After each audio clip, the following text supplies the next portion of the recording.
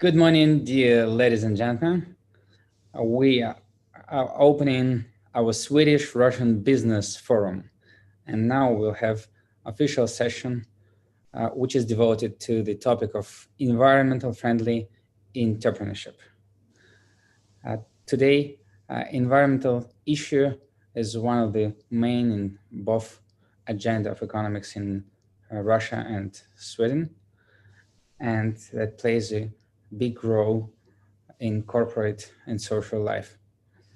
And ministers and governments of all countries devote big attention to the environmental issues, and that's why the whole forum of Swedish-Russian relationship of today is devoted to this topic.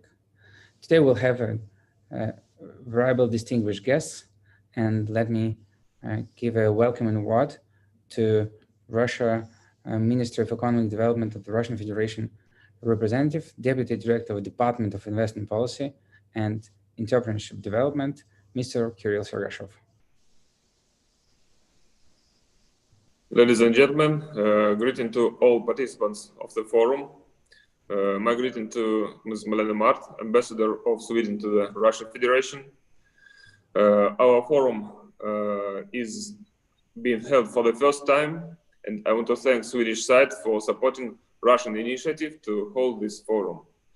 Also, Swedish Chamber of Commerce for Russia got involved in organizing this important event. We highly appreciate the work done by Swedish side for holding the forum. And also I want to thank Maxim Chereshnev, Chairman of the Board of Foreign Trade Development Council, for providing on platform Russia Expo and for organizational support of this event. The Russian-Swedish Business Forum is held for purposes of development of cooperation between small and medium-sized enterprises in Russia and Sweden. We chose English language for this forum so that everyone would feel on equal footing. Today we will have official session and B2B networking session. Moreover, we have organized online exhibition of enterprises of Russia and Sweden. All information about companies will remain in the web. The key topic of the forum is cooperation between countries in development of environmentally friendly business. Issues of environmental protection, social responsibility of business are on the world agenda. The United Nations Sustainable Development Goals became a call to all nations to improve their lives through environmental protection. Russia and our ministry take part in implementing of these goals. Environmental issues are receiving more and more attention in business collaboration. Sweden, realizing the most incredible ideas for sustainability and environmental protection. Practically all industrial enterprises in Sweden are constantly introducing innovative solutions to increase efficiency while reducing energy consumption. Environmental issues comprises many spheres. Today, forum is devoted to the discussion of the following questions: producing ecological goods, technologies of purification and recycling. The Kingdom of Sweden is an important foreign economic partner of Russian Federation. Our country is committed to developing mutually beneficial cooperation. We intend to constructive dialogue with Sweden partners. Interaction in the trade and economic sphere remains one of the foundations of our bilateral cooperation. Today, epidemiological background in Russia, as in many countries, remains difficult. Nevertheless, the overall situation is stable. Restrictions, closed boundaries, and online events are our new normality. I hope this forum will become the platform for establishing constructive business ties between Russian and Sweden companies. We have a busy agenda and tough schedule, so let me thank all participants for attending today's meeting. Wish you stay healthy and safe. Thank you very much. Thank you very much, Kirill. As today in our forum takes part on the platform of Russia Expo more than 50 participants from both sides, and for sure that's very important for them to have a mutual discussion for B2B matchmaking, but also for our guests who watch us on different channels. You're welcome to write wherever you see the translation, the official ceremony. You can write in Russian or in English any questions to the speakers, and they will appear here in online translation. And let me give a welcome word to Ms. Malena Mart, Ambassador of Sweden to the Russian Federation. Thank you very much, and good morning to everybody. Very good to be able to be with you today, and welcome also from my side this first online Sweden-Russian business forum. And I want to already give a special thanks to the Ministry of Economic Affairs because they came with this great initiative, and we were happy to support it. I think we have been partners and colleagues for a long time, and I think this was a good foundation to take a step further. And of course, also gratitude to the Swedish-Russian Chamber of Commerce and the Russian Expo for, I know, all their hard work and using their very substantial network to make sure that we have a good participation today also. And I'm very happy that we will have the business to business part. I think this is brings, I hope, substance to our discussion also, even more so today.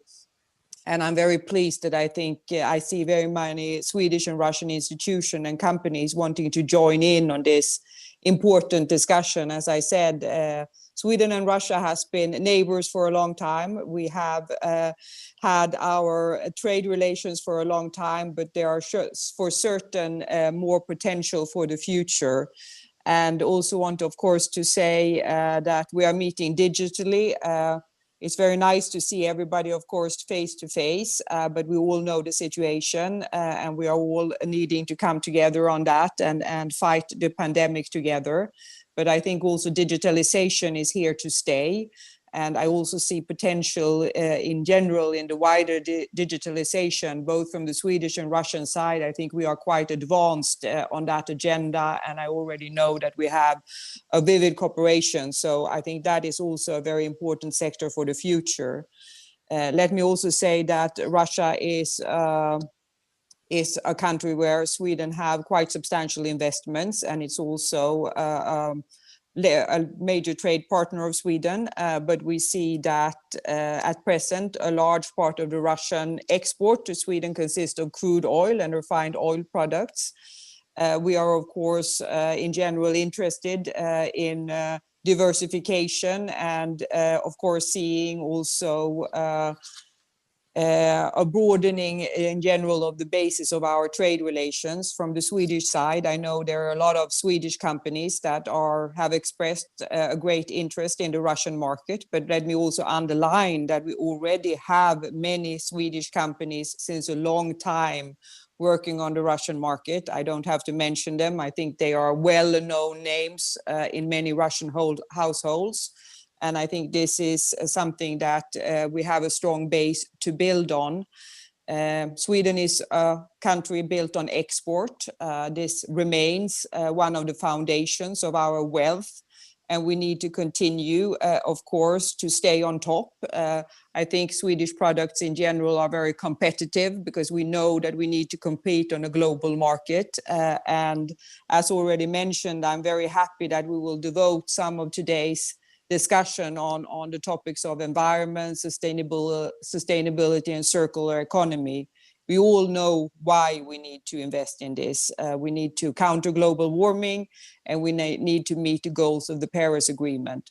But I think also this is a way to invest in the future. For certain, Sweden is very clear on why we also want to continue to invest in this, also because we think that this is what will create the jobs of the next generation. This is what will create the jobs of the future. We need to continue to invest in, as mentioned, sustainability on a broad scale, and we need to make a transfer, and we need to make it quick. And just to mention two topics, energy efficiency. This is high on the agenda in Russia. It's high on the agenda in Sweden. I just want to say that since the beginning of the 1990s, Swedish GDP has grown by around 85%, while energy use has remained more or less unchanged. I think that is on a lot on the base that you need to be innovative and you constantly need to find new solutions. And I think not least our companies has a lot to offer also in cooperation with Russian partners in this field. And also want to highlight the field of waste management. This is something that Sweden have worked with for a long time. And today we put less than 0.5% of waste that we produce on landfills. I know this is a topic that is very much on the Russian agenda. I think there is a good potential for cooperation between Swedish and Russian institutions and Sweden and Russian companies on this. This is to highlight that I very much think that we can do more together. And as neighbors, I think we also are quite familiar with each other. And I hope that today's session will be yet another step of being able to work closer together on sustainability, which I know in general for Swedish companies working in Russia is one of the major themes that they see great potential also, not least because Russian customers, as far as I understand, has more and more been looking for, asking for, and wanting to see sustainability questions higher on the agenda when they make their choices. Thank you very much. Thank you very much, Ms. Malin Mart. And now, welcome word from a Swedish Chamber of Commerce for Russia and CIS, Mr. Heinz Sjögren. Mr. Heinz. Thank you, Maxim. Dear ambassador, dear organizers and speakers, and dear company representatives, and also dear all of you now streaming this event online. I hope you are very many of you out there. We live in a strange and even dangerous time. And then I'm not only referring to the corona pandemic going on, but rather the dramatic climate changes with the global warming and its consequences. Our ambassador, Ms. Malena Mård, covered some of these aspects, and we will cover many more of them during this day. And I will leave to all our experts in the seminar to cover this topic, and also how we can utilize our resources in a better way, of course, in order to create a better world tomorrow. And we have to understand that, I mean, all these cans and bottles and all of these things, papers included, these are resources. They are valuable resources that we need to recycle. And we will hear more about that from other speakers today. Besides the prominent speakers in the seminar part of the business forum, we also have many Swedish and Russian companies attending. And you company representatives, you cover a wide range of products, service, and technologies. In the B2B meetings following this official seminar part, I hope that all of you take the opportunity to get new contacts and also learn more about business conditions in Russia and in Sweden, respectively. I understand we did our best in order to put the groupings together to have some sort of industry focus or some industry clusters, but it's not a perfect match. So some of you are possibly teamed up in a group where you don't think it's your core business. Anyway, I hope you have the opportunity to get new contacts, and all new contacts can lead to new ideas and new opportunities. So be open-minded. I will join one of the groups myself and see what I can learn and contribute. So on behalf of the Swedish Chamber of Commerce for Russia and CIS, I wish you all, first of all, a successful event and good luck with everything. Most welcome. Thank you, Mr. Heinz. And let me also say a welcome word from Russian Trade Economic Development Council. We are glad that we are the part of this great team from Swedish and Russian side and help the Ministry of Economic Development to help this great event. And that's honorable to see how Russia and Sweden can strengthen their business ties through our business forum. And let we have a great discussion and afterwards a great B2B matching session for the business development of every participant from Russian and Swedish side. And now let us go to the specifics of government and regulations and ongoing bilateral cooperation. And on the Russian side, Mr. Nuruddin Inamov, who represents the Ministry of National Resources and Environment of the Russian Federation. And Mr. Nuruddin Inamov is the Director of International Cooperation Department. So, welcome. Thank you, Mr. Chair. Your Excellency, Ambassador Marina Mens, dear colleagues, friends, first of all, I wish all of you and your beloved ones good health and to stay safe in these uneasy times. And as Her Excellency Ambassador Marina Mart mentioned, this forum also is a good opportunity to further strengthen the bilateral cooperation between Russia and Sweden. And I'm thankful to the organizers, to the Chamber of Commerce, to the Russian Expo, and our colleagues from the Ministry of Economic Development for arranging such an event and for the invitation to participate in it. It is a great honor and a great responsibility for us.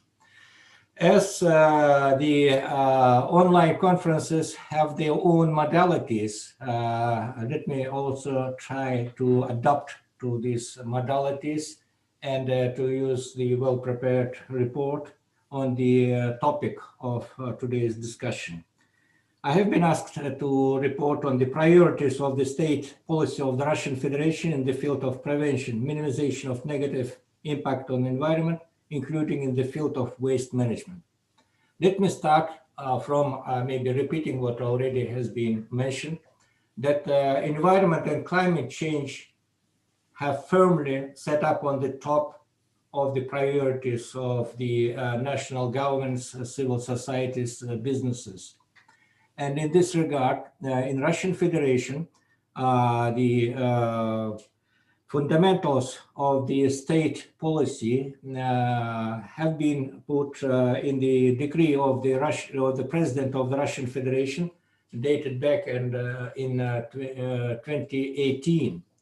Based on this decree of the Russian President, the government of the Russian Federation arranged the implementation of the targets set up, because the targets were identified as the national goals and strategic objectives of the development of the Russian Federation till 2024. And here I want to stress that the Russian government arranged the implementation of these national goals and targets on the innovative project approach. Recently, we consulted with the World Bank and we were told that only a couple of countries were practicing the project approach in the implementation of the national goals. And in the field of environment, our Ministry of Natural Resources and Environment have prepared with participation of other ministries, including the Economic Ministry, Industry, and others, the national project, which is called National Project Ecology. What is the difference? The difference is that in the National Project Ecology, we set up the particular targets to be achieved, the particular responsible ministries, institutions, and regions, which have now their targets on a timely basis, and of course, the sources of financing of the activities which are expected to take part, and of course the innovation in the field of legislation. Just for example, in the field of biodiversity, there was the set-up target to establish till 2024 24 new protected areas. In the field of the forestry, it was set up the target for establishing the balance of forest retirement and reproduction in the ratio of 100%. And there were also targets set up in the fields of improving the quality of drinking water for population, including in the settlements which are not equipped till now with modern centralized water supply systems. In the water sector, there were also set up the targets on the ecological improvement of water bodies, including the Volga River, and preservation of unique water systems like Lake Baikal, Lake Teletsskaya, Ladoga, and others.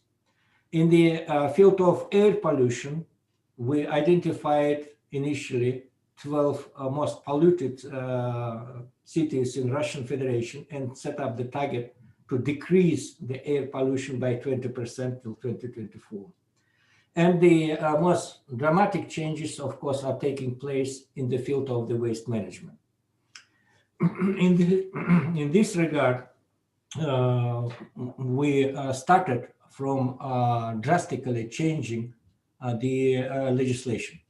Starting from 2014, where the new law on the waste management has been accepted and put into the force, we started changing the whole system of the waste management.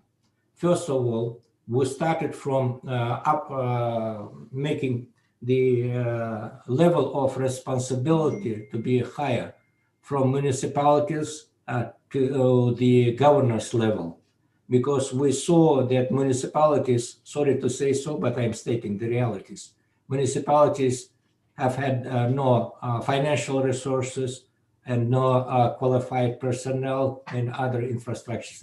That's why the level of responsibility was set up on the governors level.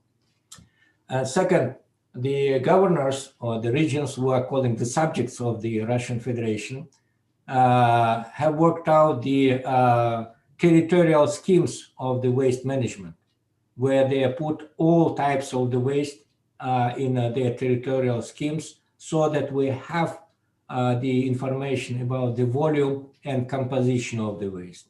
Number three, there were the selection of the regional operators who were put in the responsibility of the waste managing on the ground. And after that, we saw that there is the necessity to coordinate the activities of the regional operators. So there was the new body, which was called in Russian PPK REO. It is a public company, a Russian environmental operator has been set up. And it is changing the whole system of the waste management. I think that it is very important for our colleagues from the Swedish businesses to understand how this architecture of the waste management is working in Russia and the level of responsibility, etc. And regarding the hazardous waste management, there were discussions, and it was the selection of one of the units of the Russian Rosatom, Russian Atom Energy State Corporation enterprise, which has the experience of treating the nuclear waste, as being set up as the federal environmental operator. Just for example, now this Rosatom unit, federal environmental operator, is in charge of treating, very well known to you, the hazardous waste dump Krasny Bor in Leningradsky Oblast. So this system now has been working, and frankly speaking, not easy, because we see that, of course, the implementation of the targets put up into the national project ecology also are requesting the additional financing. So there was the decision to make the population to pay for the treating municipal waste. nobody, in no country population likes to pay additional money. So, but nevertheless, we do understand that there is the need for making this system to work. And regarding the businesses, we were working very hard with the representatives of the Russian businesses and other businesses who are operating in Russian Federation regarding the implementation of the extended producer's responsibility. In fact, there were heated discussions about setting up the modalities, how this ERP will be working. But nevertheless, now, just on the eve of the new year, December 31st, this concept of the extended producer's responsibility has been adopted and it started working. And of course, it also requests the modalities and the dialogue between the state, between the businesses and civil society, how it will be further working on. And we are open. We have had a number of the discussions with the Russian unions of entrepreneurs, with the Chamber of Commerce and other business amalgamations in Russia. And also we have the working group on the natural resource environment of the Foreign Investment Advisory Council, where we are hearing each other. We, as the government responsible for setting up the rules of activities and the businesses, and the foreign companies operating in Russia, they are requesting us to make some corrections in the legislation. Frankly speaking, it doesn't mean that all the proposals have been incorporated, but nevertheless, there is the dialogue, and there is a platform for dialogue. This I am mentioning especially because I know that the Swedish business has been presented here at the high level, so that we have such a platform where we can discuss what the new Russian legislation in the field of environment is being questioned from the foreign investors operating in Russia, including the Swedish companies, etc. And of course, we are now on the move because in reality, this, in my opinion, one of the most drastic reforms in the field of environment started just a couple of years ago. So we are continuing its implementation. We see that there is the necessity to further make some corrections, adjustments to the legislation. At the same time, we are hearing the businesses who are telling us why so many changes, but we are telling that we are basing this correction on the activities on the ground. That's why, of course, we are ready to continue the dialogue in this regard. And of course, when we are talking about the environment and environmentally friendly entrepreneurship, we cannot avoid the topic of the climate change. First of all, I want to stress here that we do consider the issues of environment and climate change as the issues which are intended not to make the new barriers, including the trade barriers, because we are receiving the signals that there is the attempts to set up the new transboundary carbon taxes, etc., etc. In this regard, I think that we need to work out the modalities, how we can use the environment and climate change for assisting the businesses, but not setting up the new barriers. As for Russian policy on climate change, in November 2019, we became part of the Paris Agreement. Yeah, thank you very much for this very useful information for the forum. But we need to go further, as we have lots of speakers today, and that's my bad role today is to moderate and just to stop everyone, as everybody has only 7 minutes. Thank you. Thank you. It was Mr. Nuruddin Inamov, representing the Ministry of National Resources and the Environment of the Russian Federation.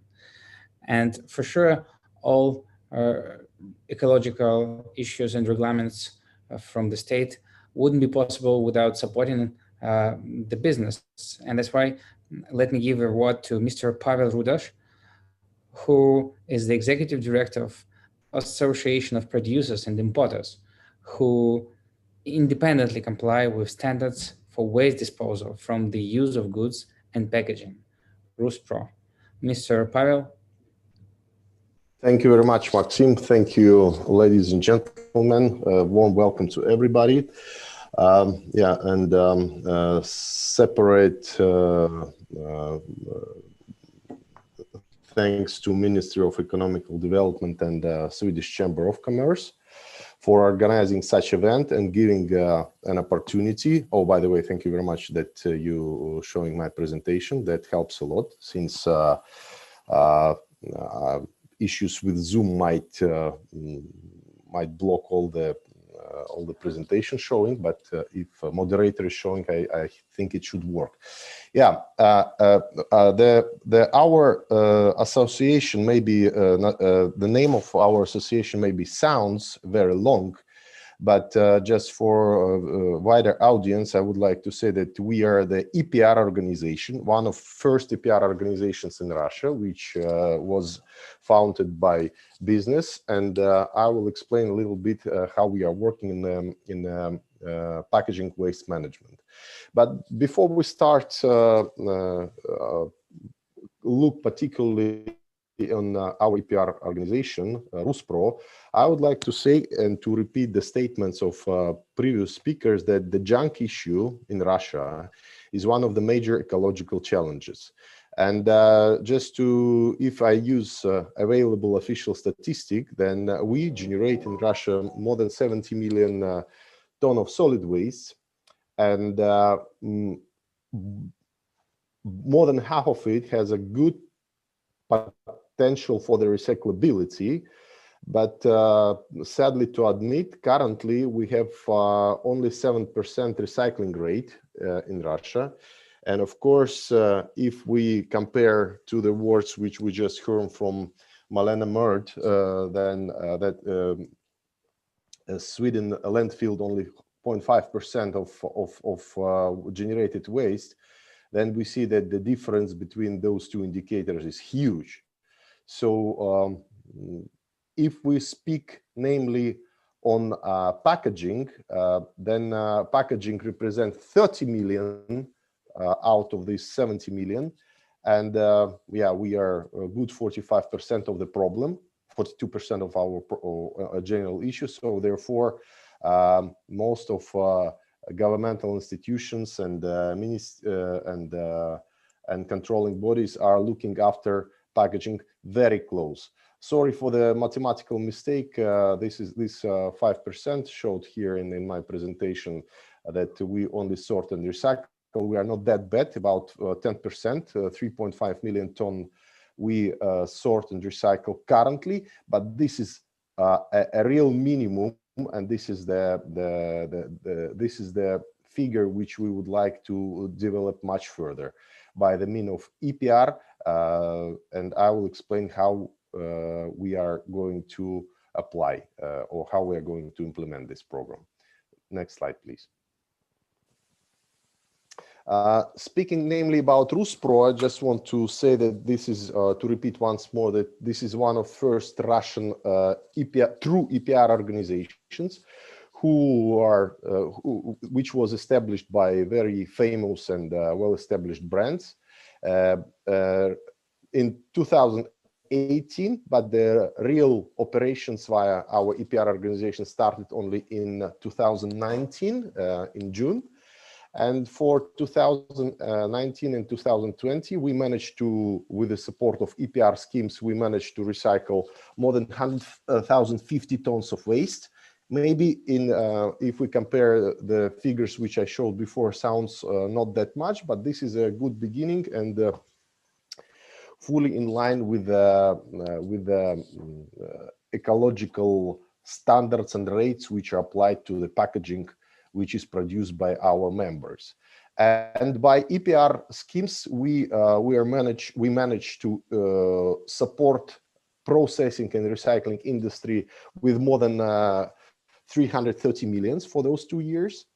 And we work actively together currently with 18 recyclers. We started with a smaller amount, and we basically represent our interest in currently in 2021 in the 15 regions of Russia. So we are growing. For example, from 2019 to 2020, we grew 2.5 times or 250%. And this year we have a program to recycle more than 150,000 tons of waste. So you see that the development is rapid in our organization, and taking into consideration that from next year on, the recycling standards or recycling demand in Russia would be increased very much. So our velocity of our development should be higher as well. Next slide, please. May I ask you for a next slide? Thank you very much. Just to visualize a little bit that of our achievement of 2020, with the help of RusPro, we have basically improved.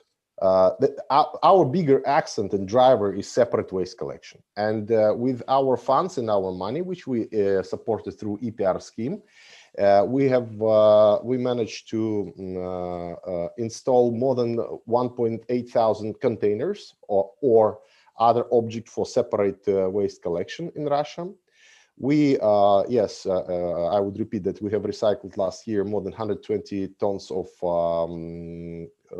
packaging, and by our programs and by our activity, we involve altogether more than 10,000 people, starting from volunteers in our participating in our social program and business projects. So we basically counted that with our activity, we involve in our ecological programs and projects more than 10,000 people. And for that, to make our efforts more visible, because sometimes people tend not to see us, but all our projects from 2021 would be marked with log identity, which is called Eco-Отvet or Eco-Ответственность, ecological responsibility. We registered this sign with Russian Patent Bureau last year. And basically, you would see more and more this sign from January onwards.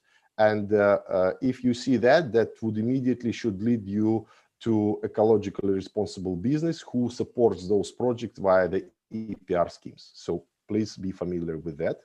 Thank you very much, Mr. Pavel Rudosh. Last slide. I will really not to take long.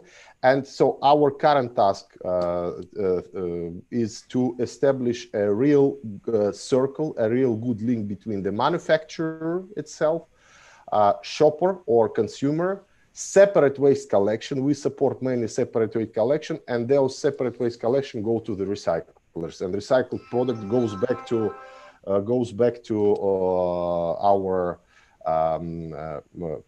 product producers who basically use recycled product in a bigger rates. This is our main core task. So I would stop here. Thank you very much for your attention. And could you please show to everybody my last page, because my email address and other details are shown there. If there is further interest, please go on our site www.ruspro.org, and my personal address is shown here. Any issues, offers, problems, please share and write. I would be happy to revert. Thank you very much. Pavel, thank you very much. And now a representative from Sweden side, Mr. Ake Mikaelsson, Swedish Environmental Protection Agency. Yes, thank you for inviting me. Should I share my slide, or should you? I can share. I think it. Do you see? Can you see it now? What I show? Yes. Yes, Mr. Yes. Then I just do like this. So.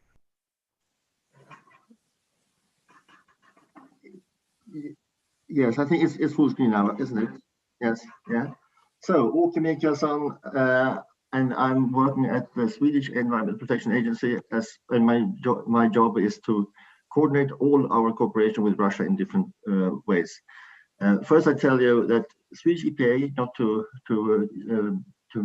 misunderstand, it is the Swedish state authority, central environmental authority.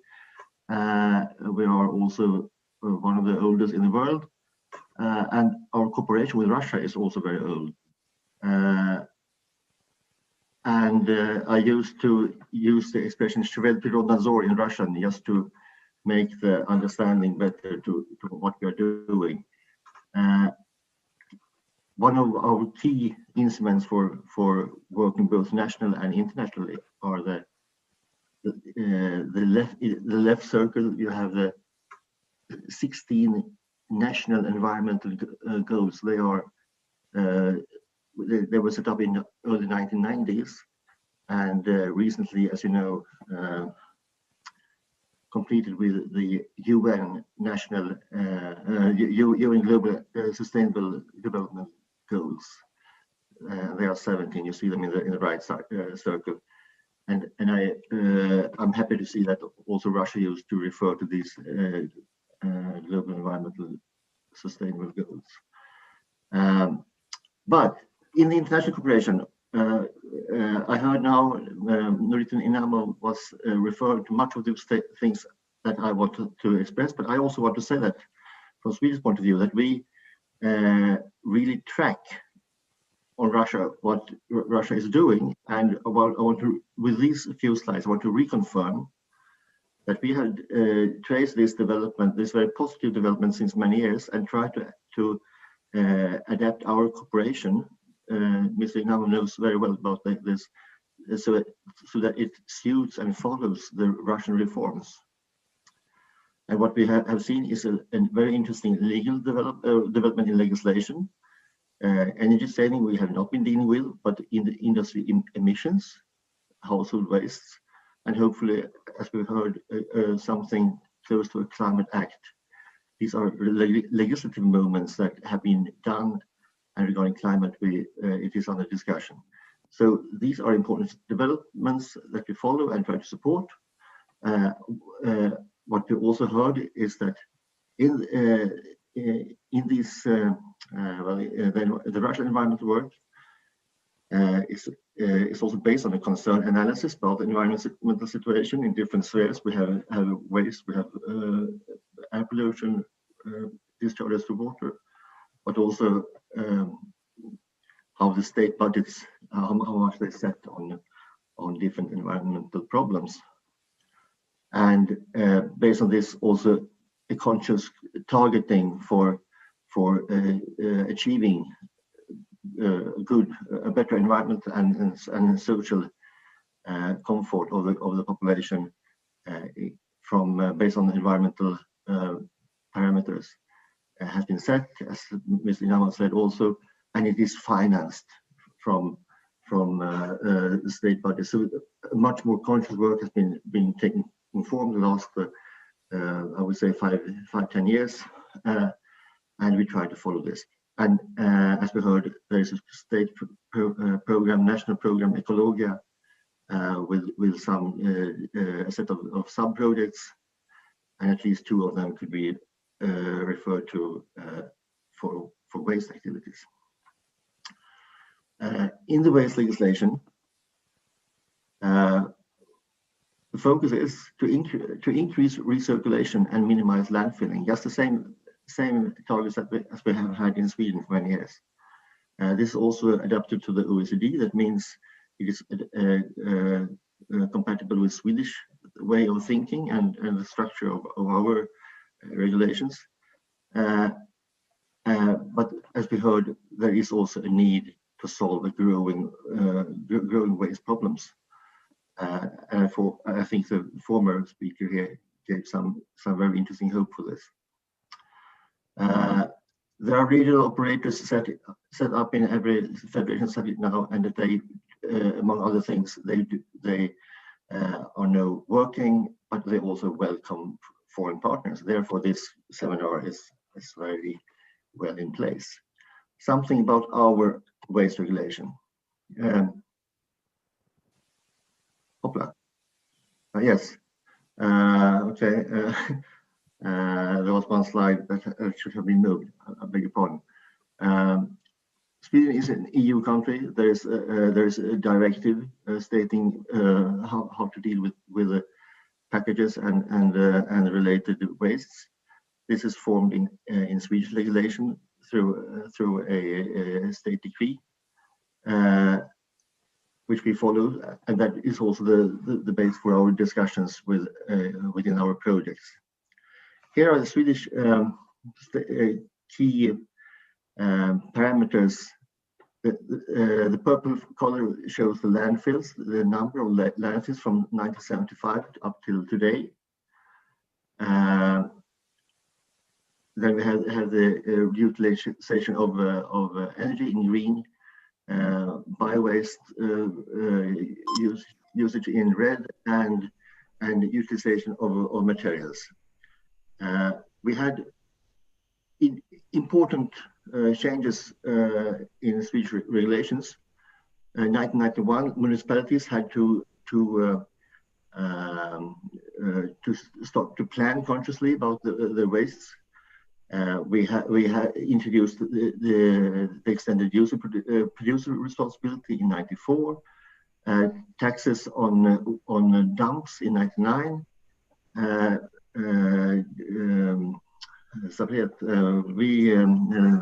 ban on different kinds of landfilling in two steps, 2002 and 2005.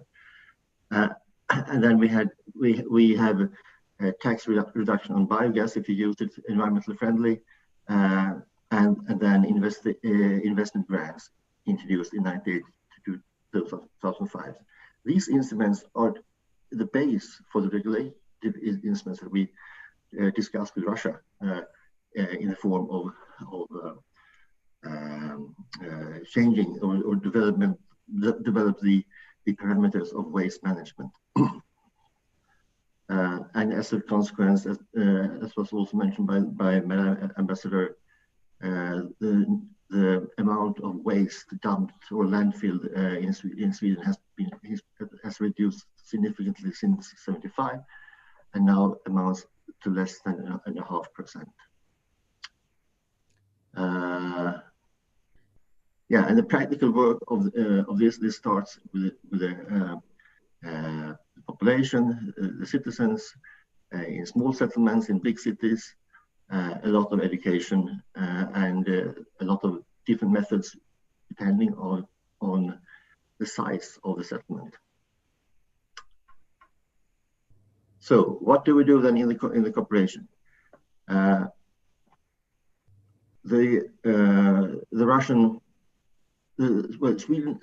Sweden's cooperation with Russian Federation. That's what okay, it's far away. It's based on three pillars: bilateral, Arctic Council, and Barents region. And we try to combine these platforms in a wise way. I start to tell about. Yeah, we actually came to the most interesting part, and that's very interesting to see. But I guess that we will send all the presentations to all the distinguished speakers and participants afterwards. Yes. And publish them on the official website of the forum, russiaexpo.org. And we need to continue with the next speaker. Yes, you're welcome. Thank you very much. Thank you.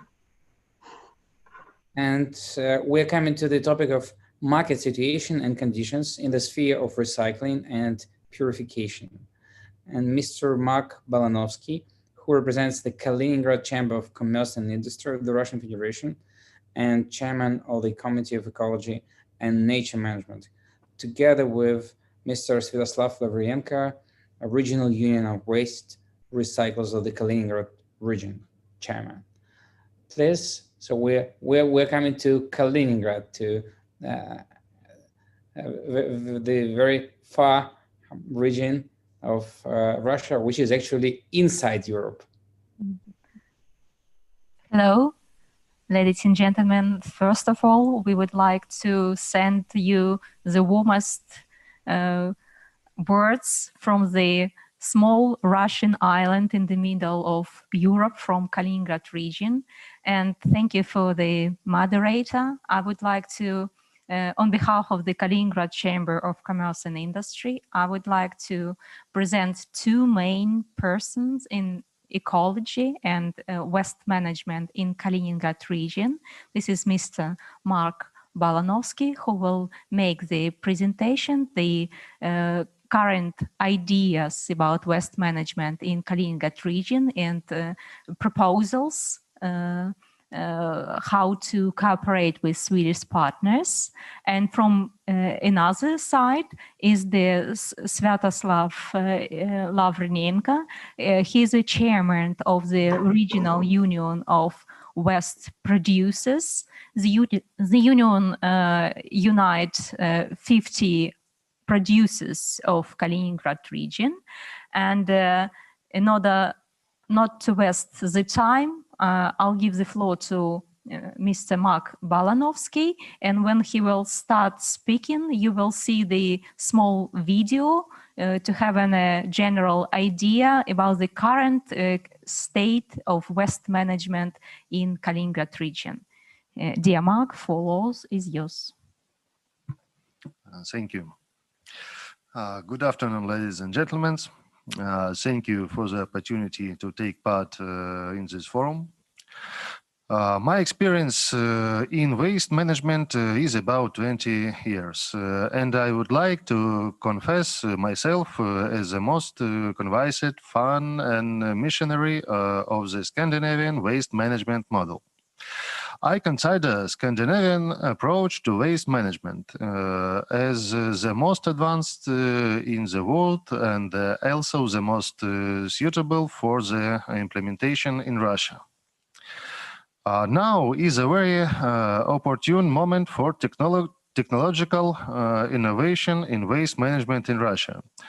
Since 2015, full-scale reform of the waste management sector has begun.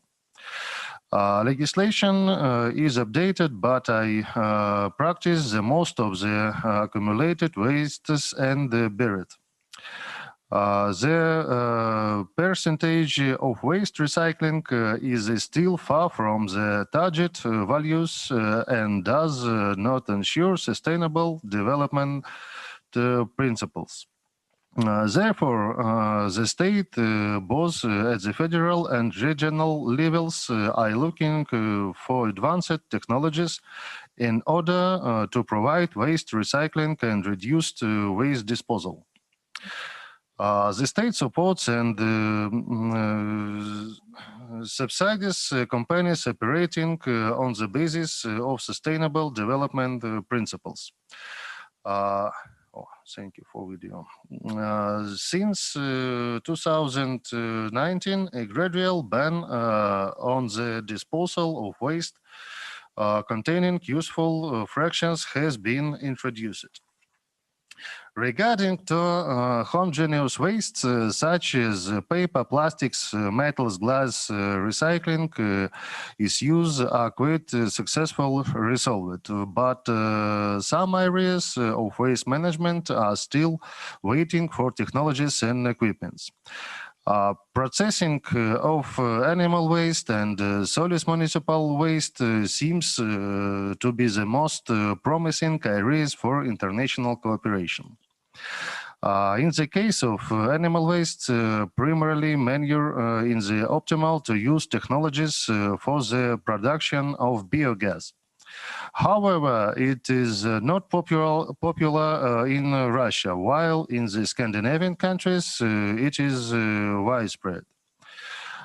Taking into account that animal husbandry is one of the most dynamically developing branches of agriculture, especially in the Kaliningrad region. The prospect of developing biogas technologies is not only beneficial, but also contributes to sustainable environments management in the Baltic Sea region. The Swedish system of separate collection of solid municipal waste and their subsequent processing is the most interesting. Russia, like Scandinavia, is a northern country where the main condition for people to live is a heating system. Scandinavian countries use alternative fuel made from household waste and biogas. In Russia, the market of such products is optimal for use but does not exist yet. It is a convenient moment to occupy a niche in market. The one who first start to make it according to their technologies and approaches will be able to enter the market. Until 2019, we was no legal basis for the use of thermal energy from incineration of municipal waste. In 2019, Russia adopted a law on thermal utilization with the recept of thermal energy and its use. Since now organizations that introduced such technologies could be involved in the waste management and public services market. The investors is able to recoup an investment from three sources. That's first, the solid municipal waste management tariff, which is paid by all residents and organizations. Second, the tariff for the supply of thermal energy. For example, only in Kaliningrad region, according to the most conservative estimates, this is a billion ruble market. This tariff is also paid by all residents and organizations. And third, and the means of environmental tax is a new type of tax that is actively developing in Russia and makes it possible to finance waste processing enterprises.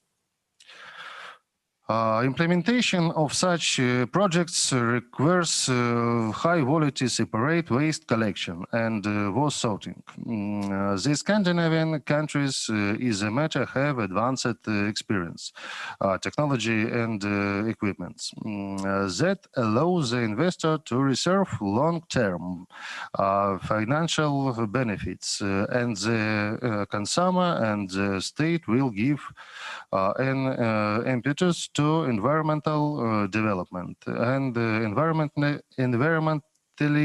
friendly lifestyle and an improvement in the quality of life. Of course, these are long-term and complicated purchasing and investments. For European investors planning to enter the Russian market of waste management and alternative energy, I would like to recommend to take a look at Kaliningrad region, which is the best entering point in this term. The Kaliningrad region has several advantages. High population density and development, transport infrastructure, reduce logistic costs. High level of consumption ensures constant waste flow. Due to proximity of European countries, residents of Kaliningrad region are more positive to environmental innovations and eco-friendly lifestyle. The regional government is open for dialogue with entrepreneurs and supports any efforts in terms of new directions of economics development of the region. The presence of Kaliningrad Chamber of Commerce and Industry, which is strong and authoritative to promote government to business and business to government initiatives. Mr. Brzezowski, let me thank you for this good presentation. We need to continue. That's very good example of your speech for promoting Kaliningrad region for foreign investors, and I hope that Swedish companies who wants to invest in recycling and environmental projects would come to Chamber of Commerce of Kaliningrad region, including that the governor of the region as their perspective. Yeah, so thank you very much. And let me say a word to another Russian regions, which is Leningrad region.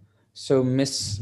Anastasia Mikhalchenko, Economic Development Agency of Leningrad region, and projects of Leningrad region in the sphere of municipal and solid waste and the measures of business support.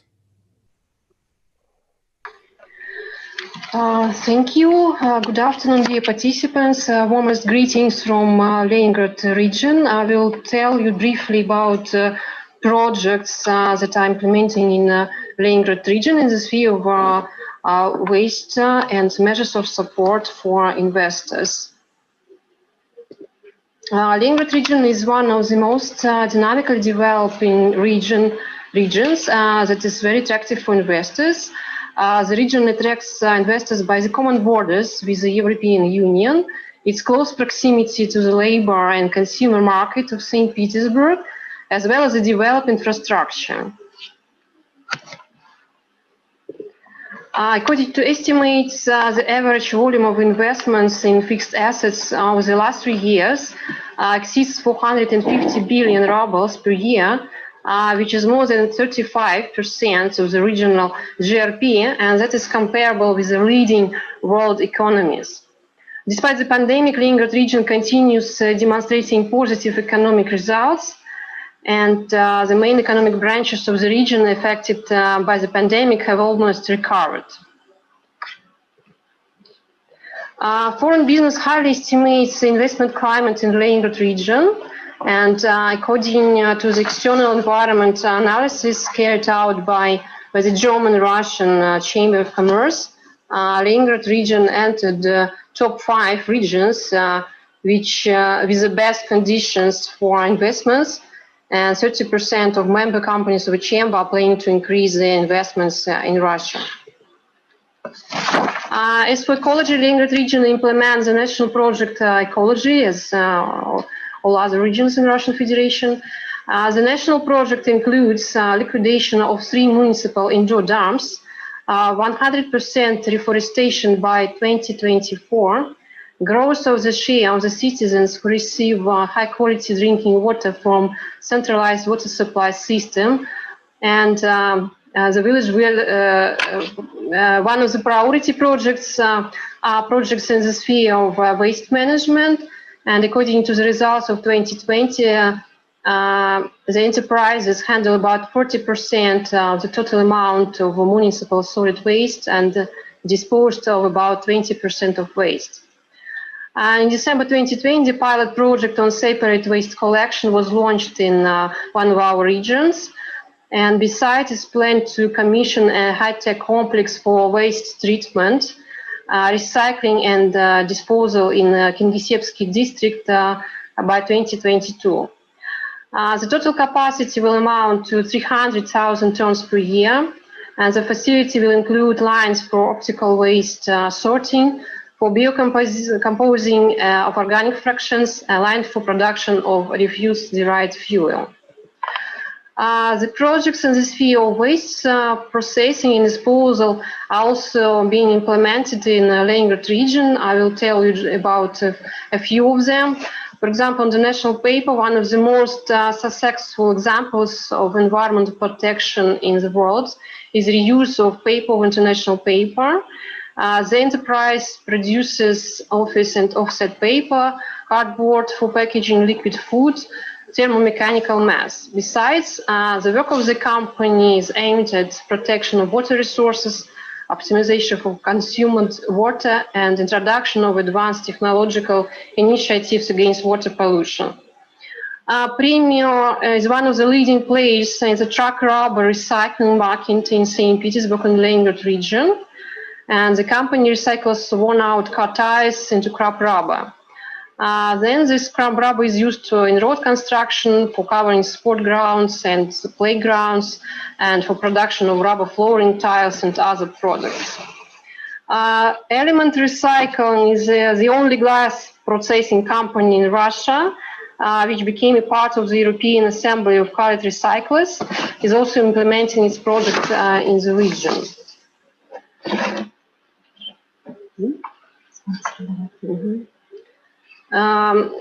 Most of these projects receive support of Economic Development Agency of Leningrad region, which I represent, and that is an important part of business support infrastructure in the region, and we provide assistance and implementation of investment projects in all phases. Investors receive a wide range of services free of charge.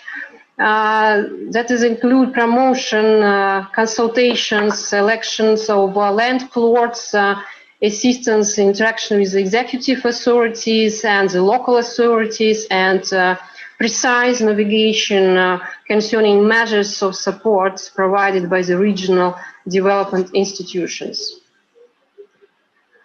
Besides, the agency helps to receive tax benefits while implementing a project.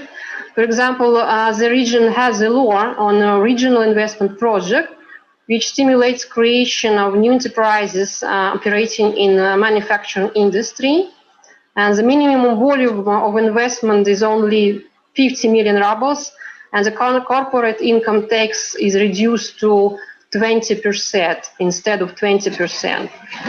So we are very interested in attraction of Swedish environmentally friendly enterprises and technologies to Leningrad region. And so the agency will direct all its efforts towards provision and acceleration of investment projects implementation. We are looking forward to successful cooperation, so please do not hesitate to contact me directly. You can see our contacts. My very best greetings from Leningrad region. That's briefly about, just not to give a lot of information about the region. You can see our website, so please contact in case if you have an interest in investing in Leningrad region in terms of waste recycling. Thank you. Anastasia, thank you very much. And thank you very much for being so precise in timing. And dear Swedish companies, welcome to Leningrad region for investment and direct communications. And now let us give a word to Sweden part, Mr. Östin Ekinger, Swedish Environmental Research Institute. Mr. Östin.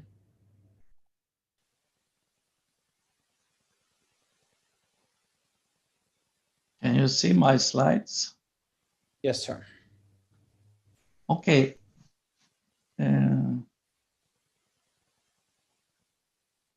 Yeah. So I'm working for Swedish Environmental Research Institute. I'm also active in Smart City Sweden. This is an initiative to sum up all the good experiences from Sweden and show to a foreigner coming there. So we want to export, but also have investment. So if we're talking about waste, everywhere I go around the world, people have the same thinking. You just want to hide the waste outside the city center. It was the same in Sweden, and I see it also in Russia. But this gives very bad influence on environment. You have problem with the water, you have problem with the spreading of diseases, you have a lot of methane emission, and also very important, loss of resources. This is the most problematic with the waste. If you look at the way of thinking, first you should prevent. In Sweden, we still produce like 470 kilo per person a year. It has been growing all the time when the economy has been growing.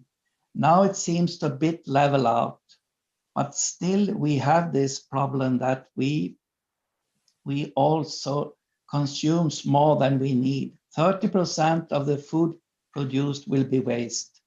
Half of the amount of clothes that we are buying will be waste, and so on.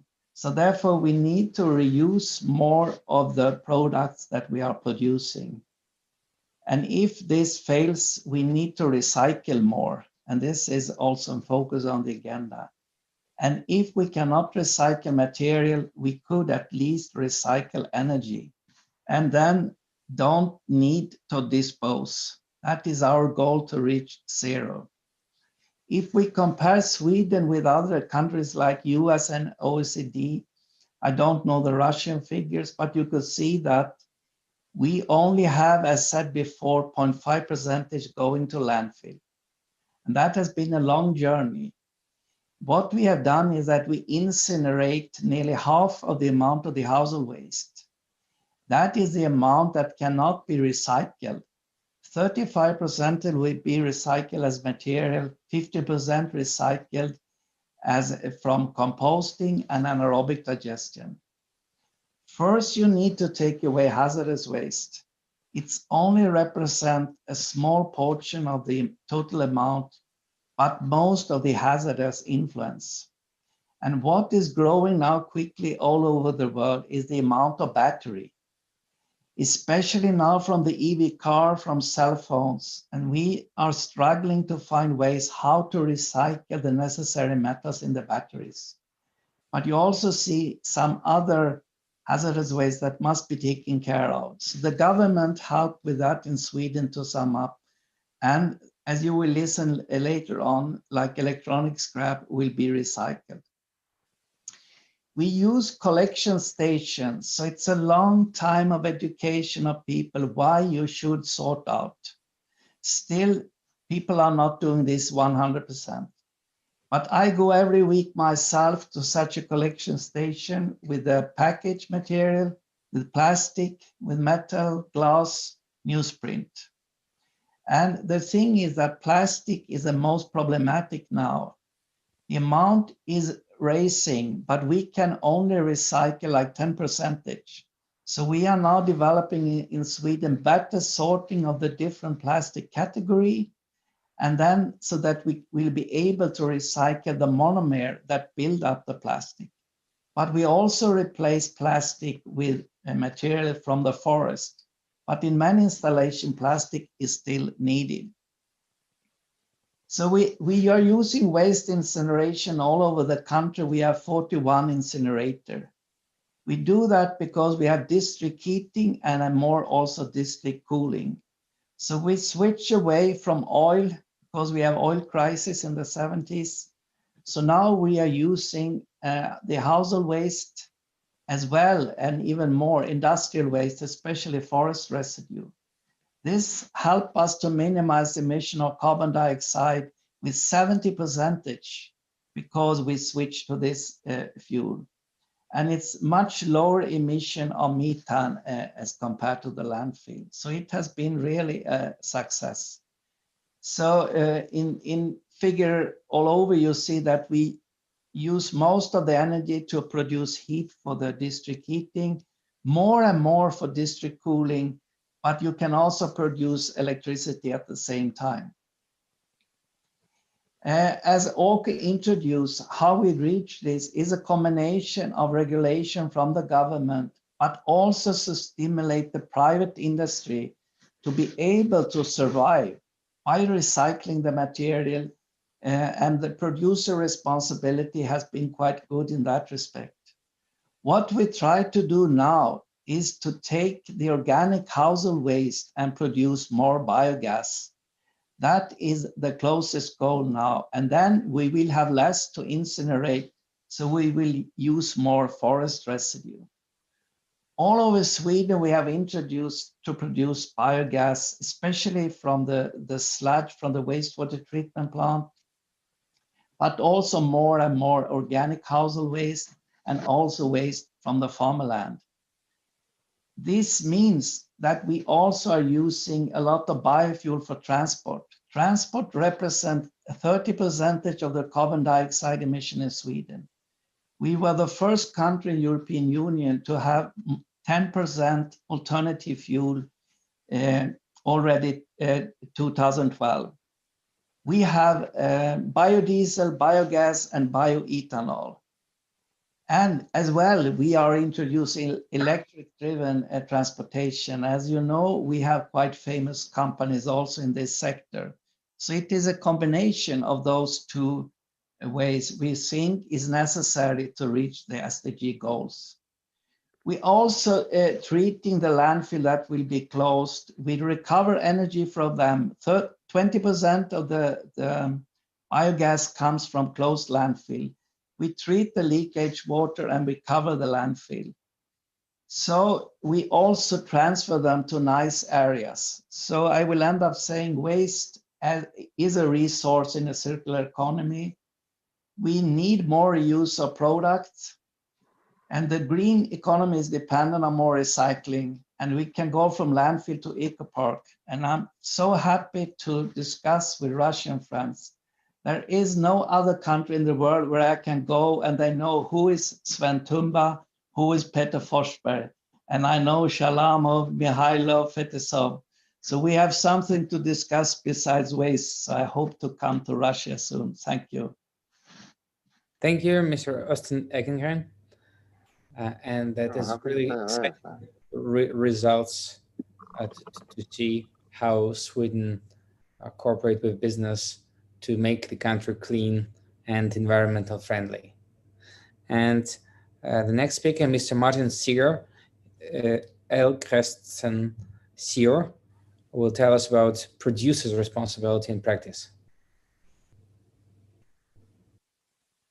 Turn on microphone, please. Bjorn, can you hear me now? Yes. Yeah. So thank you, Mr. Chairman, and thanks to the organizers for giving us the opportunity to present our business. I will try to share my presentation. Put it in full screen. Can you see it now? Not full screen. I'll try again. So, okay, my name is Martin Seeger, and I'm CEO of Elkretsen, a collective scheme for electronic waste and batteries in Sweden. And as Chairman say, I will give a presentation of how we implemented the producer responsibility in practice in Sweden.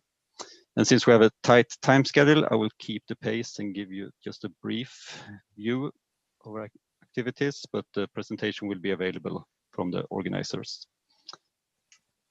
So to start with some facts about our company, we are a non-profit private company with only 14 employees. We have 1,700 affiliated producers, which are manufacturers or mostly in Sweden case importers of electronic equipment and batteries. One of these producers, IKEA, is present here today.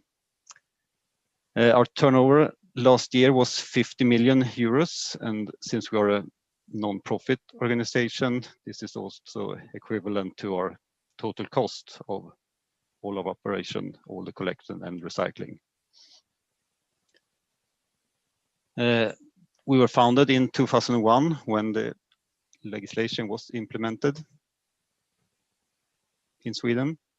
And the basic idea is that the producer pays us to solve their obligation regarding this producer responsibility. And the keywords is solidarity. Everyone should be, all the producers should be in the system. The treatment should be correct, and of course this should be done cost effectivity. That's the idea to do this as a collective scheme. The service we provide to the producer is administration connected to the legislation. We, of course, is a competence center for everything regarding recycling, but most important, we have this national collection system for electronic equipment and batteries. And since we are only 14 employees, you can easily understand that this is not done by ourselves. It's done through cooperation and by procurements, where we buy all the services regarding collection, transportation, and recycling. And we buy these services from private actors or municipalities. And in total, last year, we collected 150,000 tons of electronic products and batteries for recycling. And one important role we have is the surveillance of this. We monitor the system. That's maybe our biggest responsibility, to make sure everything is done correctly and that all products collected are accounted. The financing, the basic idea when this was founded was that the producer should pay and cover all our costs, because no one thought that there would be so much values in the material we collected. But today, 2/3 of our incomes come from material values, steel, copper, aluminium, precious metals, which we recycle from the products we collect. And only 1/3 of our income is taken from the producers.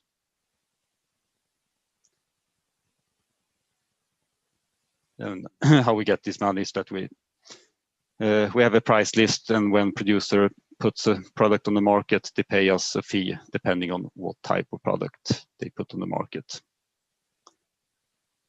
The collection system is spread all over the country, and since 90% of the population live in the southern half, most of the collection points are also where people live, of course. And the base of our collection system is the municipal collection centers, which are about 600 in Sweden. And we also have about 10,000 small collection sites for batteries. And we also collect from retailers, and we have some pickup services for business-to-business customers. And this is a picture of a municipal collection site, which are one of these 600 all over Sweden. And this is the normal consumer behavior in Sweden, that people take all their waste to one place where they can get rid of everything at once. So that's where we have the base, and 90% of the products we collect comes from these 600 collection centers. We also have some local initiatives. You saw some of this in Mr. Mikkelson's presentation. This is for small equipment to get closer to the consumer, retailers, or even in households. There are some collection. The lorry you see in the down left corner is for fast populated areas in northern Sweden, where it is traveled from village to village to collect. Actually quite effective for these type of areas. Of course, we need a lot of containers, bins, and cages. We have about 50,000 to run the systems.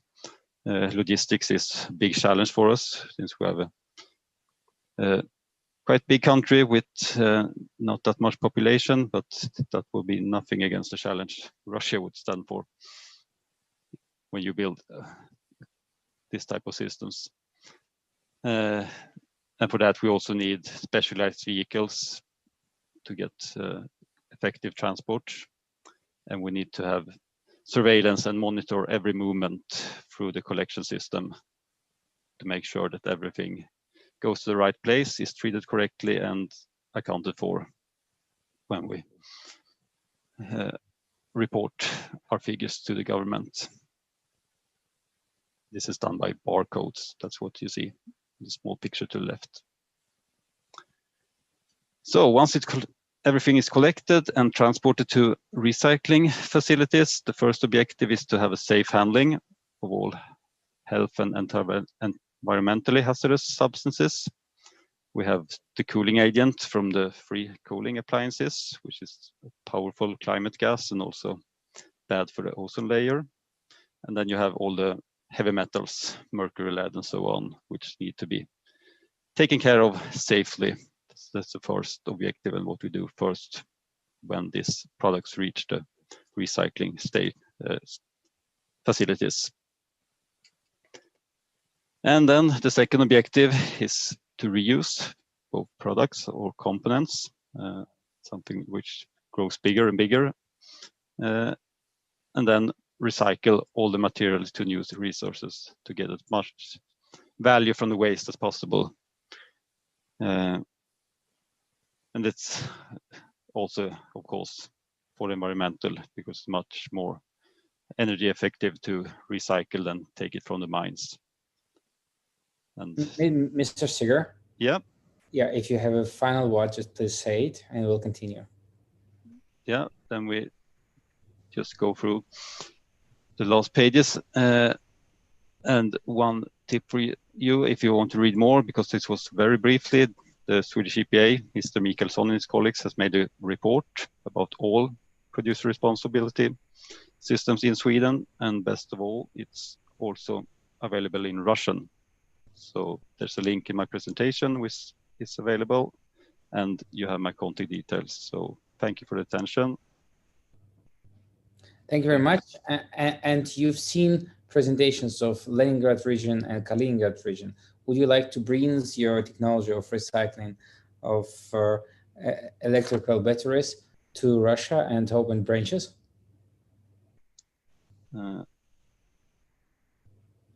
Yeah, it was interesting to see both the Leningrad and the Kaliningrad presentation and how you are trying to solve this. And I think it's important to look at what is the normal consumer behavior. How do you easiest reach the consumer? Because the most important is to get the material in, then take the challenge to recycle it. But the first thing is to get it in, and you shouldn't just copy the Swedish system. You should look at what's the best way for Russia or for the specific city you're in. So it's really interesting, and I think there's a lot of things we can learn from each other, actually.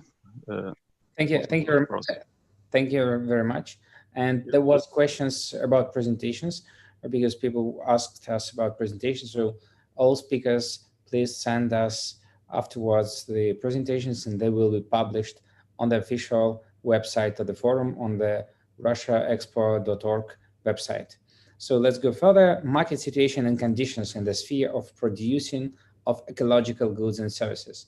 Mr. Anton Prosekin, Investment Development Agency of the Irkutsk region, Green Technologies and Economy of Irkutsk region, and current condition and perspective. So, Mr. Anton, you've seen good presentations of our colleagues from Sweden, and let us know how it goes in Irkutsk region. I see it's already evening in Irkutsk. Yeah, it's getting closer to the night. So what I've seen so far is mostly about waste management. And it's actually a big issue for us also.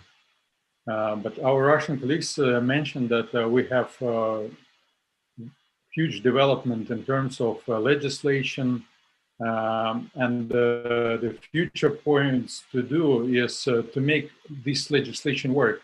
I mean, just to make all this system work in fact, so that we could have such processing systems as our colleagues mentioned in the latest presentations. So today I would like to pay a little bit of attention about what we do in Irkutsk, and actually in terms of saving the world, saving the environment is it's the task that might not be solved by the efforts of just one region. It's the efforts that might be solved by, it's the task that might be solved by the efforts of the whole world.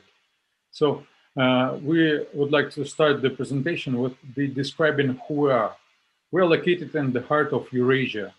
Irkutsk region is just quite big, big in area, but not quite big in population. Nevertheless, we have a huge industry. In terms of Russia, we produce a big amount of PVC, about 40% of sawn timber, about 35% of aluminum, 20% of electric power, most of commercial grade cellulose, etc. We mine a lot of minerals, oil and gas, and it's not bad in terms of economy. We're export-oriented region, and annually it's about $7 billion of income to the region. Could you please put on the next slide? It's me. And during the year 2020, economy has shown some drop down, but not that big. And maybe it's not a thing to worry about what will be in the future. But all what I mentioned, that economy structure, it's not about just wins and that we took that big share of economy, that big share of production of that and that, but it's also about the problem. But what are the problems? Could you please put on the next slide? Oh, it's about the wins. We also succeed in pulling here some big players in food industry, in timber processing, in heavy metal industry, and so on. But today we are talking about small and medium enterprises and about green economy. Big players are usually very inert about becoming green, and because they're more keen to be more economic than green so far. Please put the next slide. And we're the agency that was established to attract big players and also to attract new development to the region. The new development is technologies, companies, but also knowledge and experts. And I'm really happy to find good experts and good expertise from Sweden today in waste management, which is also a big issue for us and a big task to solve. Next slide, please. So finally, well done economy, but maybe not also well done, but any economy has backsides. And what are our problems? What we are trying to solve? First of all, a big issue for us is ecological hazard of mass tourism. We have a big, we are one of the biggest tourist destinations in Russia, as most of tourists know Lake Baikal. And all of them try to reach most pristine destinations. And this is a big hazard to local ecosystems. Then, yeah, Anton, would you like to say some final words for us to move forward, as we have B2B matching session at 1 o'clock already? May I have 1 minute, okay? Could you please put the next slide? So how we try to solve this? In terms of ecotourism, we try to develop green solutions and planning tourist environment more or less in better way, in a sustainable way. Next slide, please.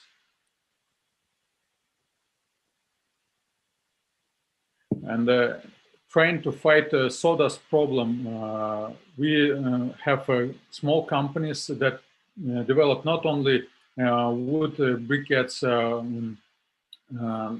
just to use it as fuel, but also make new technologies. They developed charcoal that is very useful for metal industry.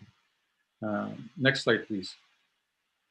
And also they use this charcoal as a soil improver in Germany. Next slide, please. We also pay more attention about developing other ways to process new technologies for forestry.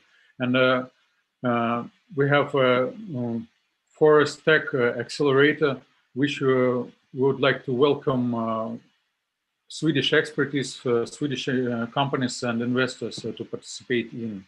Next slide, please. Next 2 slides, please.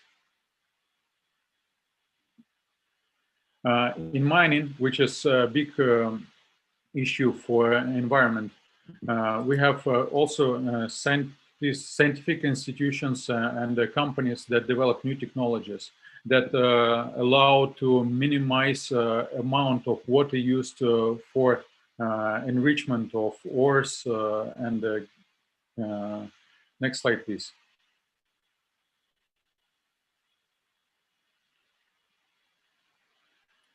And the key solution to find new technologies is using science. We have 4 universities and the Scientific Center of Russian Academy of Scientists. So what are the next developments we're trying to make is using sawdust as a initial material to produce organic protein feeds. Then green chemistry is a big issue. It's a big next development we're trying to make. And our chemistry institute is developing biodegradable plastics that leave no microplastics. And we believe it will be the next big move. We're all about... Anton, I unfortunately need to interrupt you because... And biotechnology is the next moves that we will save. Yeah, thank you very much. We would be all glad to come and visit Baikal Unique Environmental, and your presentation will be placed as well to the official website of the forum. And we need to go to financing opportunities for environmental projects. Thank you for your attention. Yeah, thank you very much. Mr. Pavel Kondrashov, SME Corporation, will tell us about financial support measures for companies related to waste recycling. Pavel, welcome. Yes, thank you very much for this opportunity. And first of all, I would like to thank all the organizers, the Ministry of Economic Development of Russia, and of course, Her Excellency, the Ambassador of Sweden. Thank you, all the organizers, and I will now share my screen.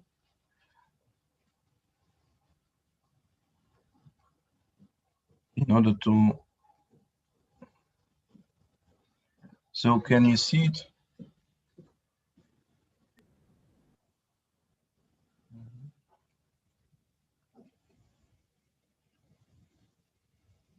Okay, so I represent Russian Small Medium Business Corporation, and we are the development institution of Russian Federation in the field of small medium business development. And of course, we support practically all spheres of small and medium business in Russia, but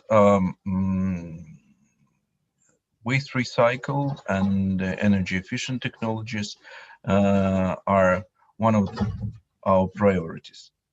Main activities of our corporation among others, include finance and guarantee support.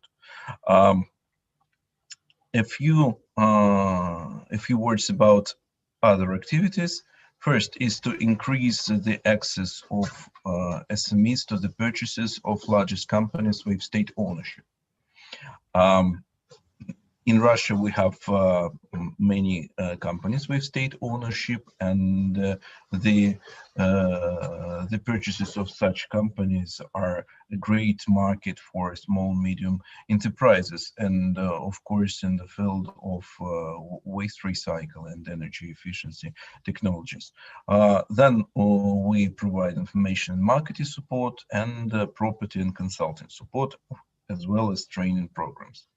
If we move to financial support, the main our activity is to provide state guarantees to small, medium enterprises taking loans from the commercial banks. We have a program, it is called program to stimulate lending to SMEs. And this program involves 62 banks. The maximum interest rate for the final borrow-on loans is set at 8.5%. Now it can even be even lower, and due to COVID-19 crisis, some of the requirements for small medium enterprises were canceled. Some of them were lowered. And this program provides good support for small and medium enterprises. Now, I would like to say a few words about our guarantees. We provide up to 50%, and together with regional guarantee organization, up to 75% of guarantee for the loan received by small medium enterprises from commercial bank.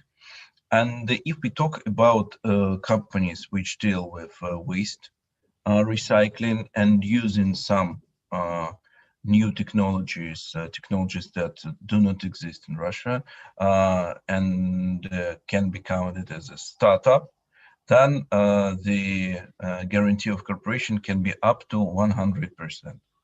So we understand that this sector needs to be supported. These are the main figures of our support. So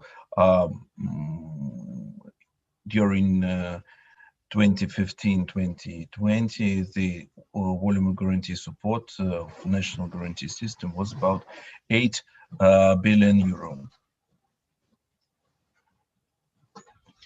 We also have a mechanism, it is called the investment lift, or when we combine the support provided by different Russian development institutions, including Industrial Development Fund, Russian Direct Investment Fund, Russian Export Center, in order to make a rapid boost to small, medium enterprises, which can have a good opportunity for their products on export market. For example, one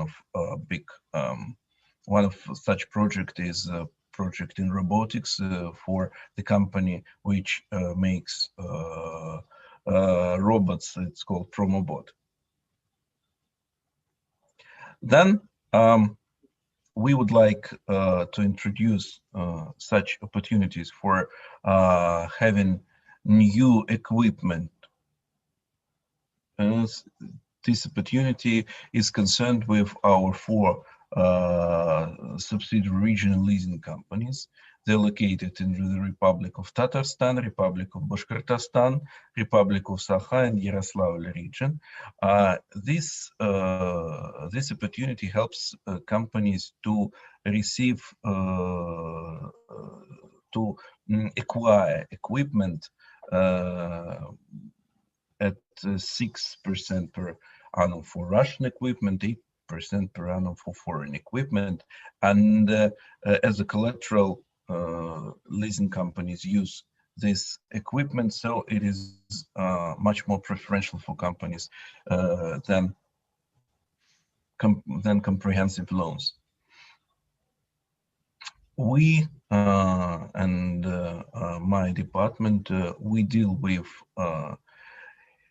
foreign companies which localized or already localized or plan to localize their production facilities in Russia. We help them with finding suppliers, and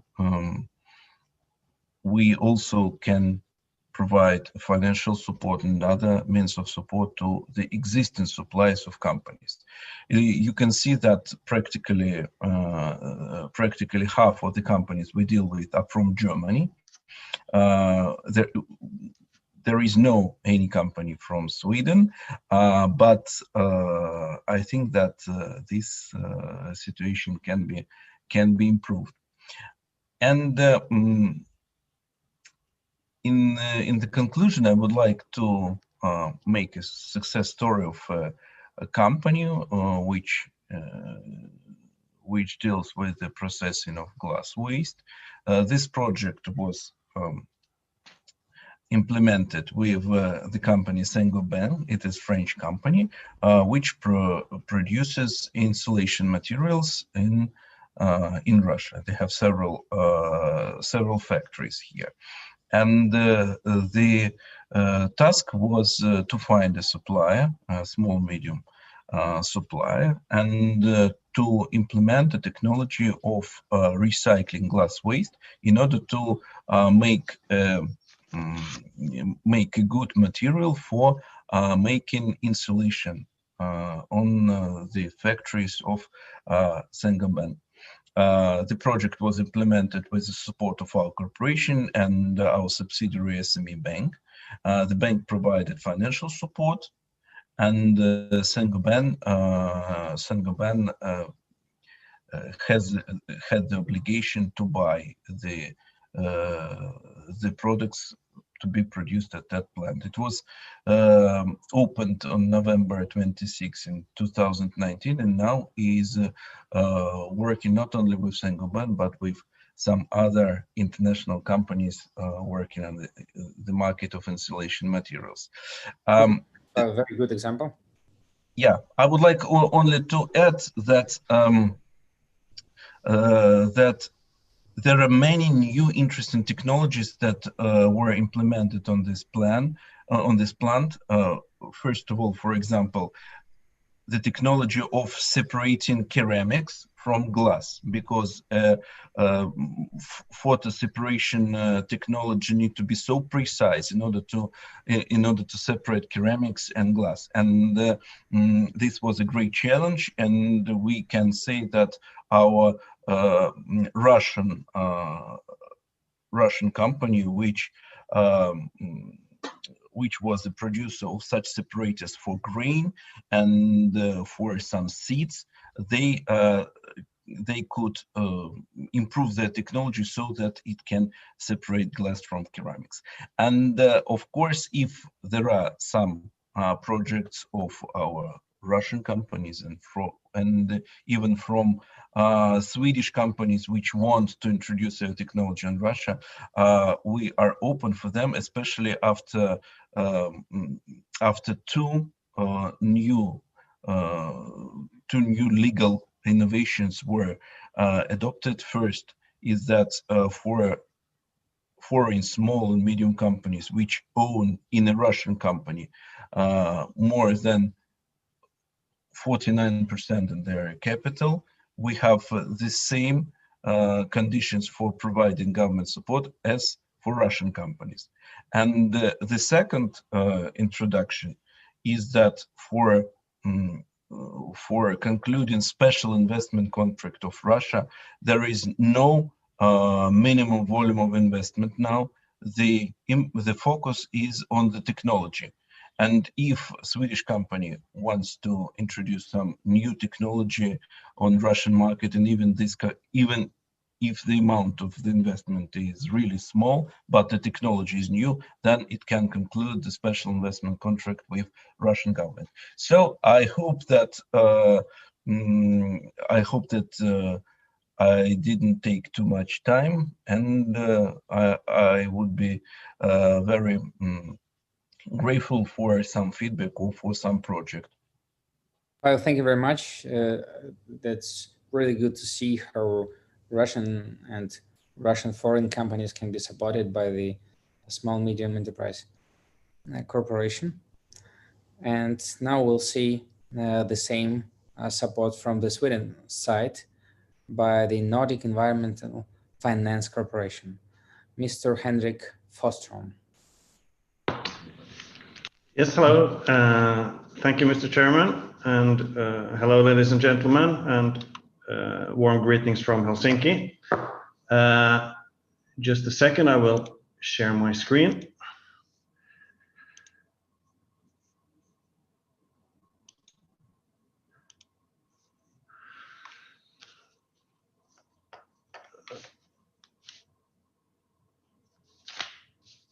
So, thank you. First and foremost, I would like to thank the organizers for letting us participate and present at this event today. We are very happy to see such a high number of representatives, both from Sweden and Russia, participating. And my name is Mika Reims. I'm Vice President, Head of Origination at NEFCO, and I'm joined here by my colleague, Henrik Forsström, Senior Advisor.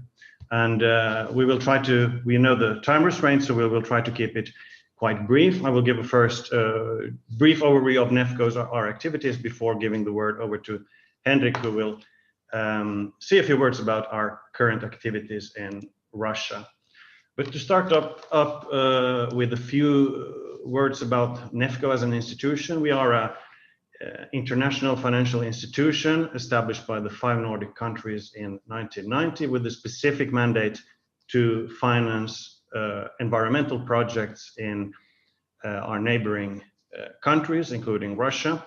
And this is still very much our focus today. We finance small and medium-sized environmental and climate projects, focusing on green technologies and solutions with demonstration value and scale-up possibilities on international markets. And we have a clear political mandate from our owners, the Nordic governments, but we also do work in close cooperations with our co-financiers and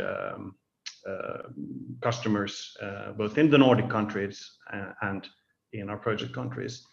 And we today have investments and funds to a total value of some 500 million euros that we manage. And also I could mention that we were the first Nordic institution to be accredited by the Green Climate Fund, and we are, as mentioned, located in Helsinki with representation in Russia and Ukraine.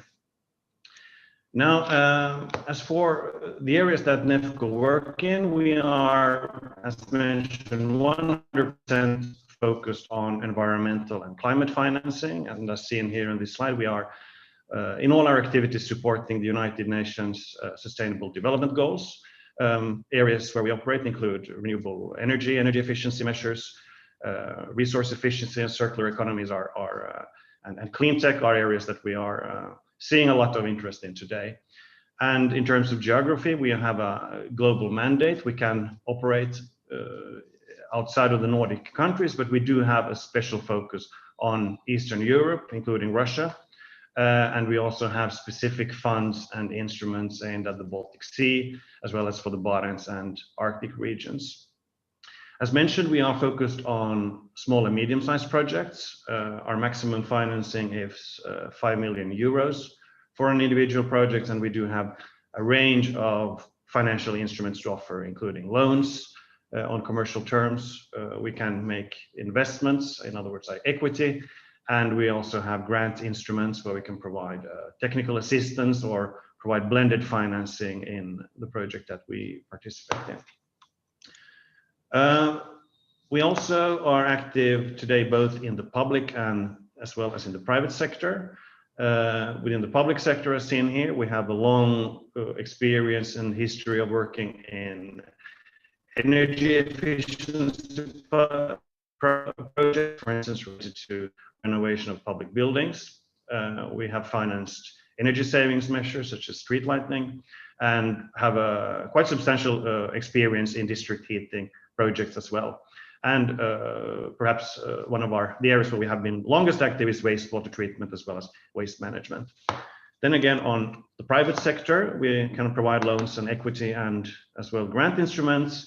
And again, here are some of the areas that are relevant, including renewable energy, of course, is an area where we are highly focused on today, in addition to clean tech and circular business models.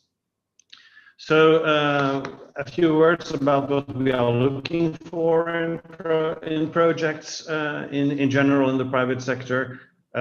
All projects that we finance should be able to provide cost-efficient environmental savings. That can mean energy efficiency measures or reduction of harmful emissions.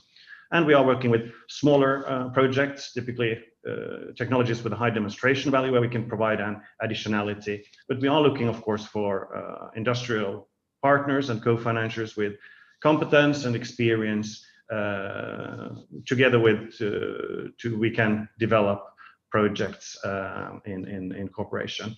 And of course, we also look for Nordic interest, as we are owned by the Nordic countries, meaning that the Nordic participant is needed or that the area should be prioritized by the Nordic governments. And now I will let my colleague Henrik say a few words about what we do in Russia today. Thank you so much, Mikael, and thank you to all of you, and especially actually a little thank you to Heinz, because we have been looking at Russia together for more than 25 years, as has NEFCO actually.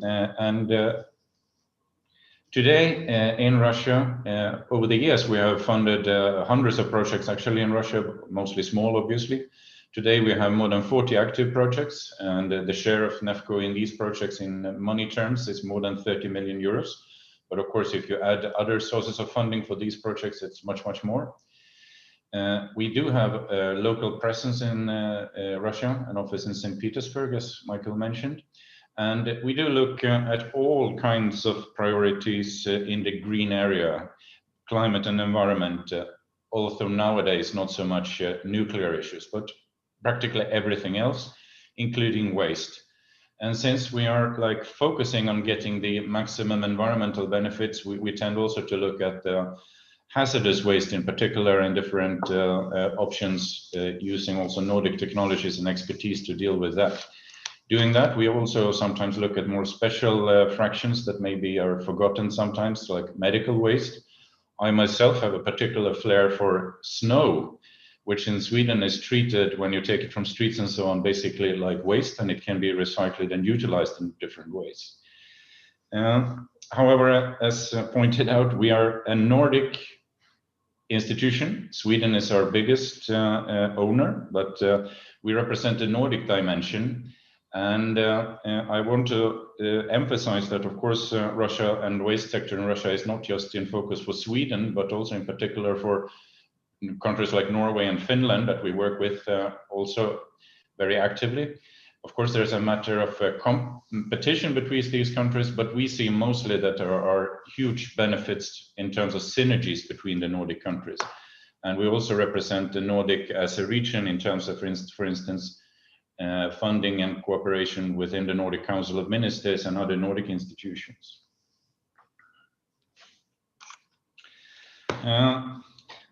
We do look at different kinds of projects, and just as one example, typical and non-typical is the Krasny Bor, which represents maybe one of the biggest threats of all environmental issues in the Baltic Sea area, where we have been involved like a financier to promote and facilitate international Nordic financing and technologies and expertise. So this is one example.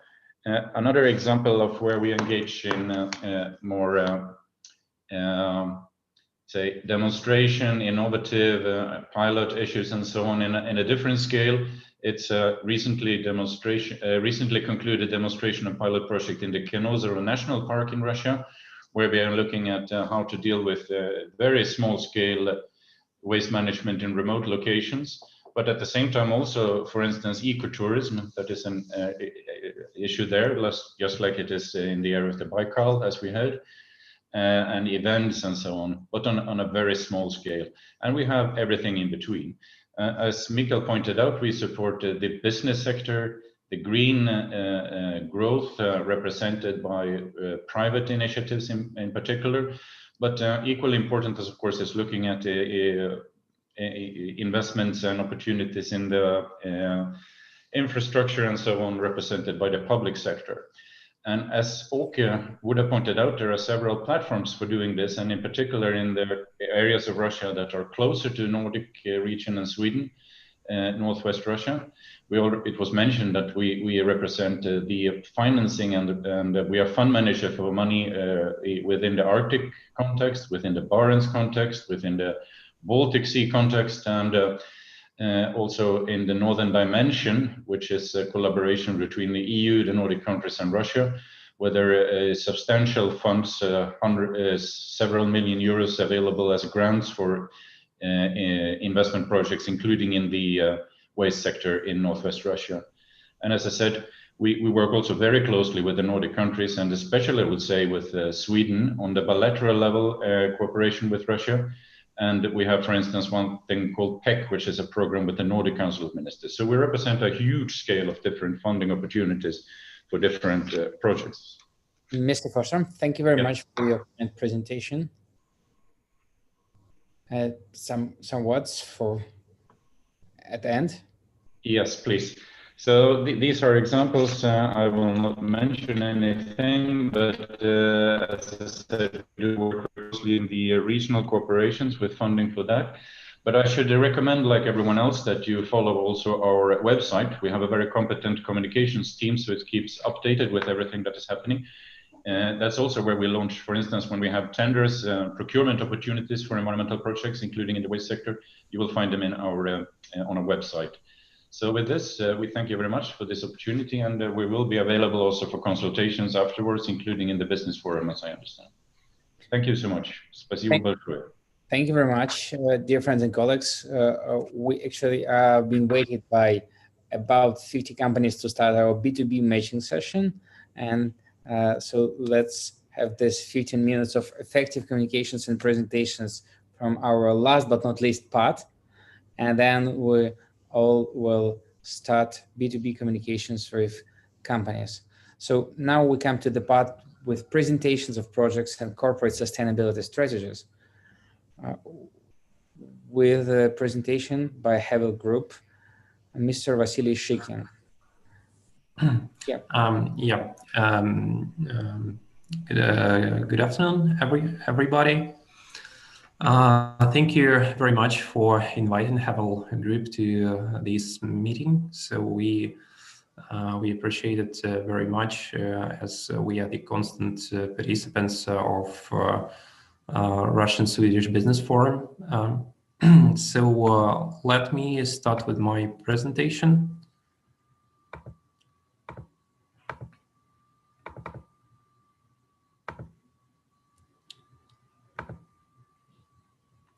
Yes, so can you see my screen? Yeah. So first of all, let me tell a few words in general about our company. So what distinguishes Havel from other Russian companies?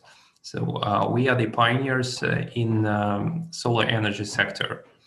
And we are the leading company in the field of solar energy in Russia. But we are much significant company in comparison with other European players as well.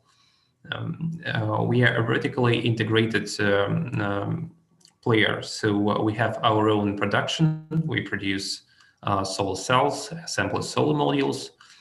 We have our own EPC division, so we can provide turnkey solutions. We construct utility scale on-grid solar parks and smaller commercial installations for private enterprises, for companies from belonging to different industries. And we have the largest R&D sector. We have the largest R&D center specialized in photovoltaics in Russia. Our current production capacities are of 340 megawatt per year. And what is significant about our production volumes is that we produce not only modules, but we produce cells as well. And only a few companies in Europe have such capacities to produce PV cells. And the second very important point about our company is that we produce PV cells and modules based on a heterojunction technology, which is a very niche solution, and which is supposed to be the new generation in PV.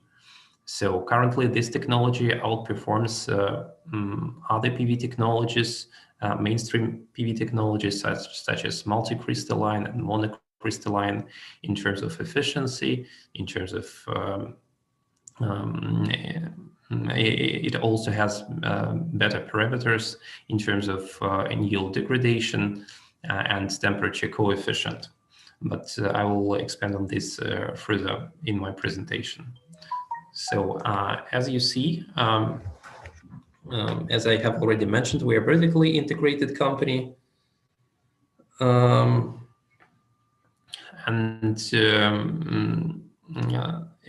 are planning to expand our vertical integration further with our plans to start a new 1 gigawatt fab in 2020, in late 2022. So we are planning to add wafer production to our supply chain as well. As I have already mentioned, we are focusing on very niche PV solution. So heterojunction is one of the best in terms of efficiency rates in the current market. Just to give you an idea about the difference between heterojunction and mass market products in solar market. So PERC technology, so mass market technologies efficiency has reached 22.5%, while we already have about 24 in mass production. And we have plans to upgrade our cell further and to increase efficiency up to 25% in the upcoming years. With our R&D potential, so we are also considering different tandem technologies, which will be the future of the energy sector and which allow AGT to increase its efficiency beyond 30%. And that will definitely revolutionize the whole solar energy sector. Talking about what Havel Group offers to its clients. So now we produce standard PV modules that can be employed in utility scale parks, in rooftop installations, but we also deliver it in customized solutions, such as flexible modules and modules for building integration projects. So it is a very important point that I would like to emphasize in my today's presentation, because the today's topic is sustainable economy.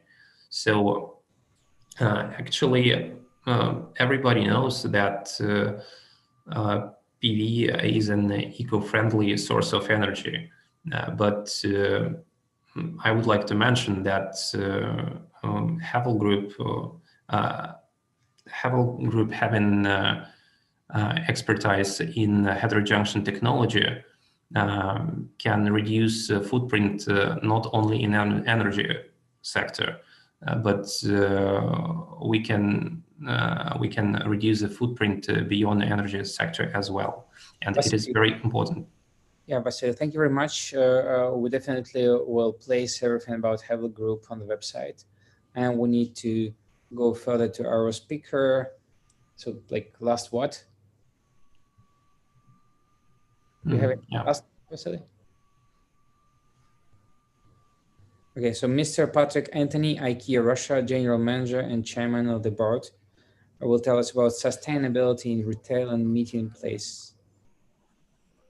Yes, good afternoon in Russia, and I'll try to share a screen. I hope you have it will work. Do you see a screen or you only see me? Yeah, sure, just. Now it came, yeah. All right, great to be here. Thank you very much for getting a chance to talk a little bit. And been some very interesting presentations. I think there are opportunities for all to move this topic, as it's super important for us who live here and for the planet itself. IKEA has a vision which is to create a better everyday life for the many people, and it has become more and more clear over the past maybe 10 years that sustainability is a way that needs to be really addressed if we're going to create a better everyday life for the many people. So IKEA has taken quite big steps over the past years in this direction. And I'll share a little bit of this and also see if we can find some companies to collaborate with over the future. Very short, in Russia, we have three areas. So you can take away this. Three groups that are operating. It's the Inca group, which I work in, which has the IKEA retail stores. It's the shopping malls or meeting places, as well as a wholesale unit. We have the Inter IKEA group, who is doing purchasing from Russian suppliers, both for Russia and for export. And we have IKEA Industry, which is our own factories where we produce also for Russia and for export, as well as the Econo banking group is in Russia. Looking at some quick numbers, we have about 4 billion euros worth of investments in Russia today, which are mainly consisting of 17 IKEA stores and 14 mega shopping centers. And apart from that, 4 factories, these IKEA Industry factories. We also have 50 Russian suppliers that we work with. We have 14,000 employees in IKEA and mega malls, as well as around 60,000 indirect working in our supply chain. I think a fun fact is that we exported 7 billion rubles worth of furniture last year from Russia to our IKEA stores in Europe, and that's about 25% of the Russian furniture export, actually. So there's a lot of opportunities in this area. Looking at IKEA at a global level, we're working with 3 directions, which is our strategy. We make IKEA affordable for people who cannot afford it today. So it's a lot about how we can make the supply chains more efficient, as well as the way we get the products to the customer. And here, local sourcing and more near production is a key area. We're talking about reaching and interacting with many more of the many people where they are. And here it's a lot around expansion when it comes to both digital and mainly fulfillment now. Stores are still a very important part of what we do, but the digital developments and the e-commerce, of course, is pushing us to new ways.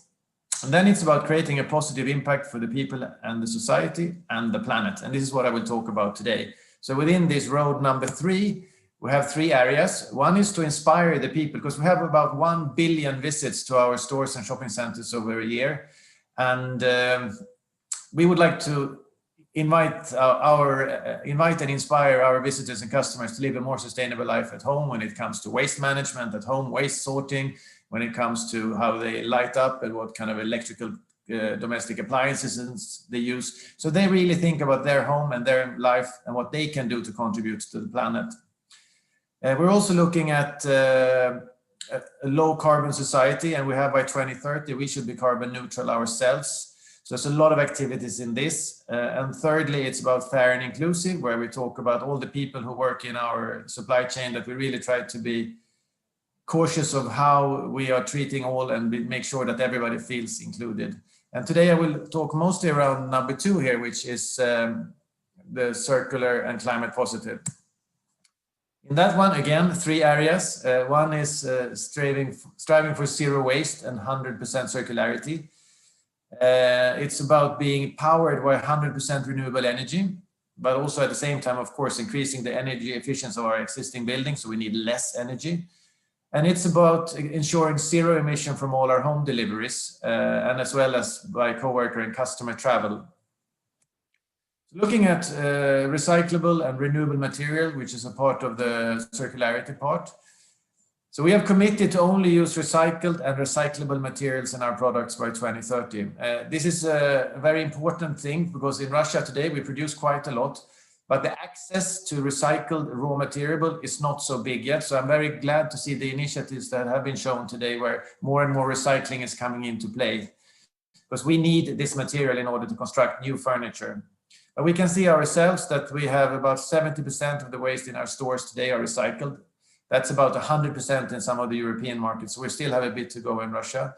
We have on all our megas recycling stations now, so our customers can come and drop off their waste in about 13 different fractions. We have started closed-the-loop projects for our own cardboard waste in Moscow and St. Petersburg, where we redo our own waste into products that we then sell on to our customers. And interesting to see, as soon as we put up a little sticker on these little cardboard boxes saying that they are made from recycled material from Russia, the sales went with 25% up. We have furniture take-back pilots both in Moscow and in St. Petersburg, where we take back old furniture, both IKEA furniture and other furniture, and we either sell them on or recycle them into new furniture. So nice close-the-loop projects, and of course, an important area to look at. Barriers for the future, availability of recycled raw material. We need more. So any of these recycling initiatives that goes up for plastic, for paper, for metal, and so on, it's really good for us because we can start producing furniture or interior fittings from this. And some of these extended responsibilities for manufacturers that have been discussed in Russia, I don't know the latest that was talked about today, but it was discussion around the tax general rather than a more focused in incentives. And we, of course, would like to have more focused incentives. So it's up to the producer to really take care of this.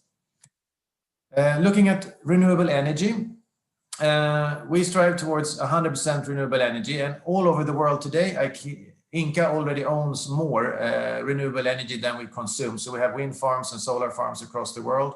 So we're already power positive, but in Russia, not yet. And we are looking at both buying possible renewable energy sources like solar parks or wind farms, as well as how to buy renewable energy in general to power the centers. So there is some barriers here that we at the moment don't have the green certificates sorted out yet. So you can't really make sure that you buy renewable energy unless you make a one-to-one contract with a supplier, which is quite complicated. And there's also, when you start putting up your own facilities on your own buildings, there's a little bit of challenges in the legislation about microsite generation. So a little bit more to do there as well.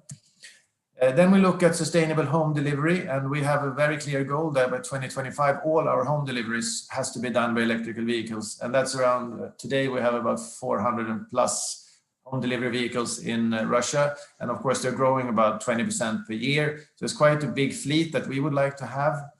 Today, this is not possible because there's no vehicles approved in Russia for this kind of usage. So we're very much looking forward to collaborations between government, between the vehicle producers and maybe more retailers like us, because we know there's a huge interest not only from IKEA, but also from other retailers to get home deliveries done by EV vehicles. So in short, why we're here today, people who are interested in the agenda for sustainability, we are interested to talk to you. We would like to see how we can together inspire more of the many people to live a sustainable life at home. Who are the key stakeholders? Create discussion forums in the key areas and making our dream about a better everyday life for the many people a reality. Sustainability is, of course, the right thing to do. You know it from your heart, but we also believe that quite firmly that it's a business necessity. If you're not into this with your heart and mind, you will be out of business quite soon. So it's an inspiration to all of you to take this serious. So thank you. I spoke quite fast, but I hope it was clear enough. So thanks for today. Patrick, thank you very much. And that's great that sustainability and environmental issues helps also to increase sales. And that's a very good topic for IKEA. And final presentation by Ms. Evgenia Frankevich, AstraZeneca Industries. Yeah, good afternoon to everyone. Can you hear me good?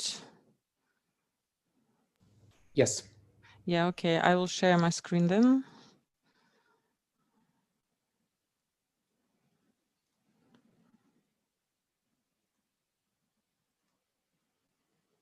Is it okay? Yeah, okay. Hello one more time. My name is Evgenia Franskevich, and I'm from AstraZeneca Operations Russia. Today, I would like to share with you AstraZeneca Ambition Zero Carbon program. AstraZeneca is a global science-led biopharmaceutical company, and our innovative medicines are used by millions of patients worldwide. At AstraZeneca, we are united by our desire to push the boundaries of science to deliver life-changing medicine. And we believe that there is a strong connection between the health of our business, our patients, our workforce, and the planet. And each of these impact one another. I hope that our IT will work good, and I would like to share with you a short animated video about our Ambition Zero Carbon program.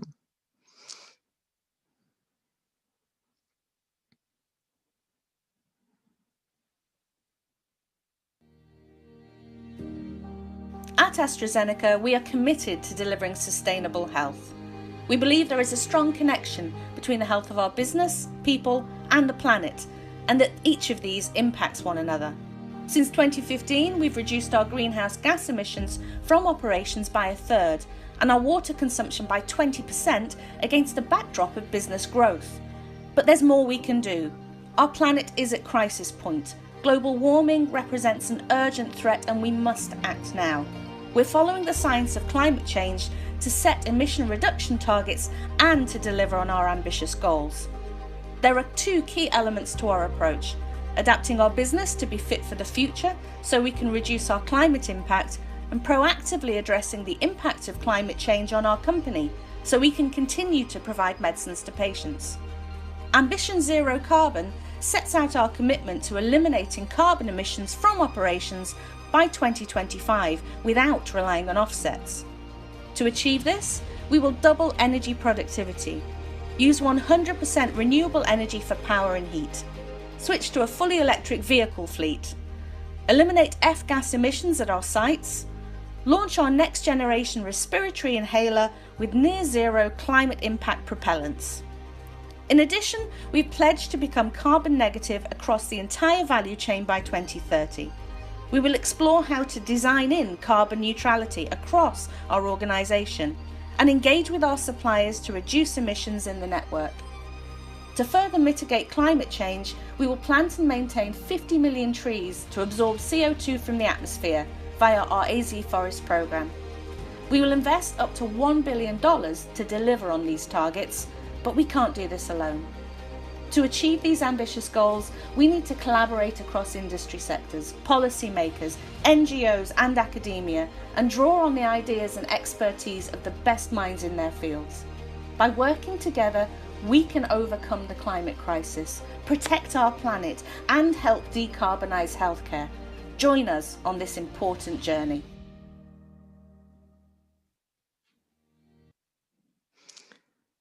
So I think that this video provides all major information which I would like to share with you today. As we are very limited on time, I would like to ask you to think about only one thing.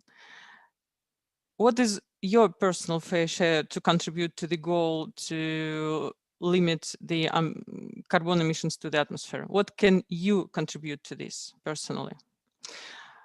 The full presentation will be available with all the materials from this forum. Thanks. Thank you very much, Ms. Evgenia Franskevich. And that was the final presentation. And we actually missed one of our representatives from Kaliningrad region, and they are waiting. So just a last word by Mr. Swetoslav Lavrenko, Regional Union of Waste Recyclers of the Kaliningrad region.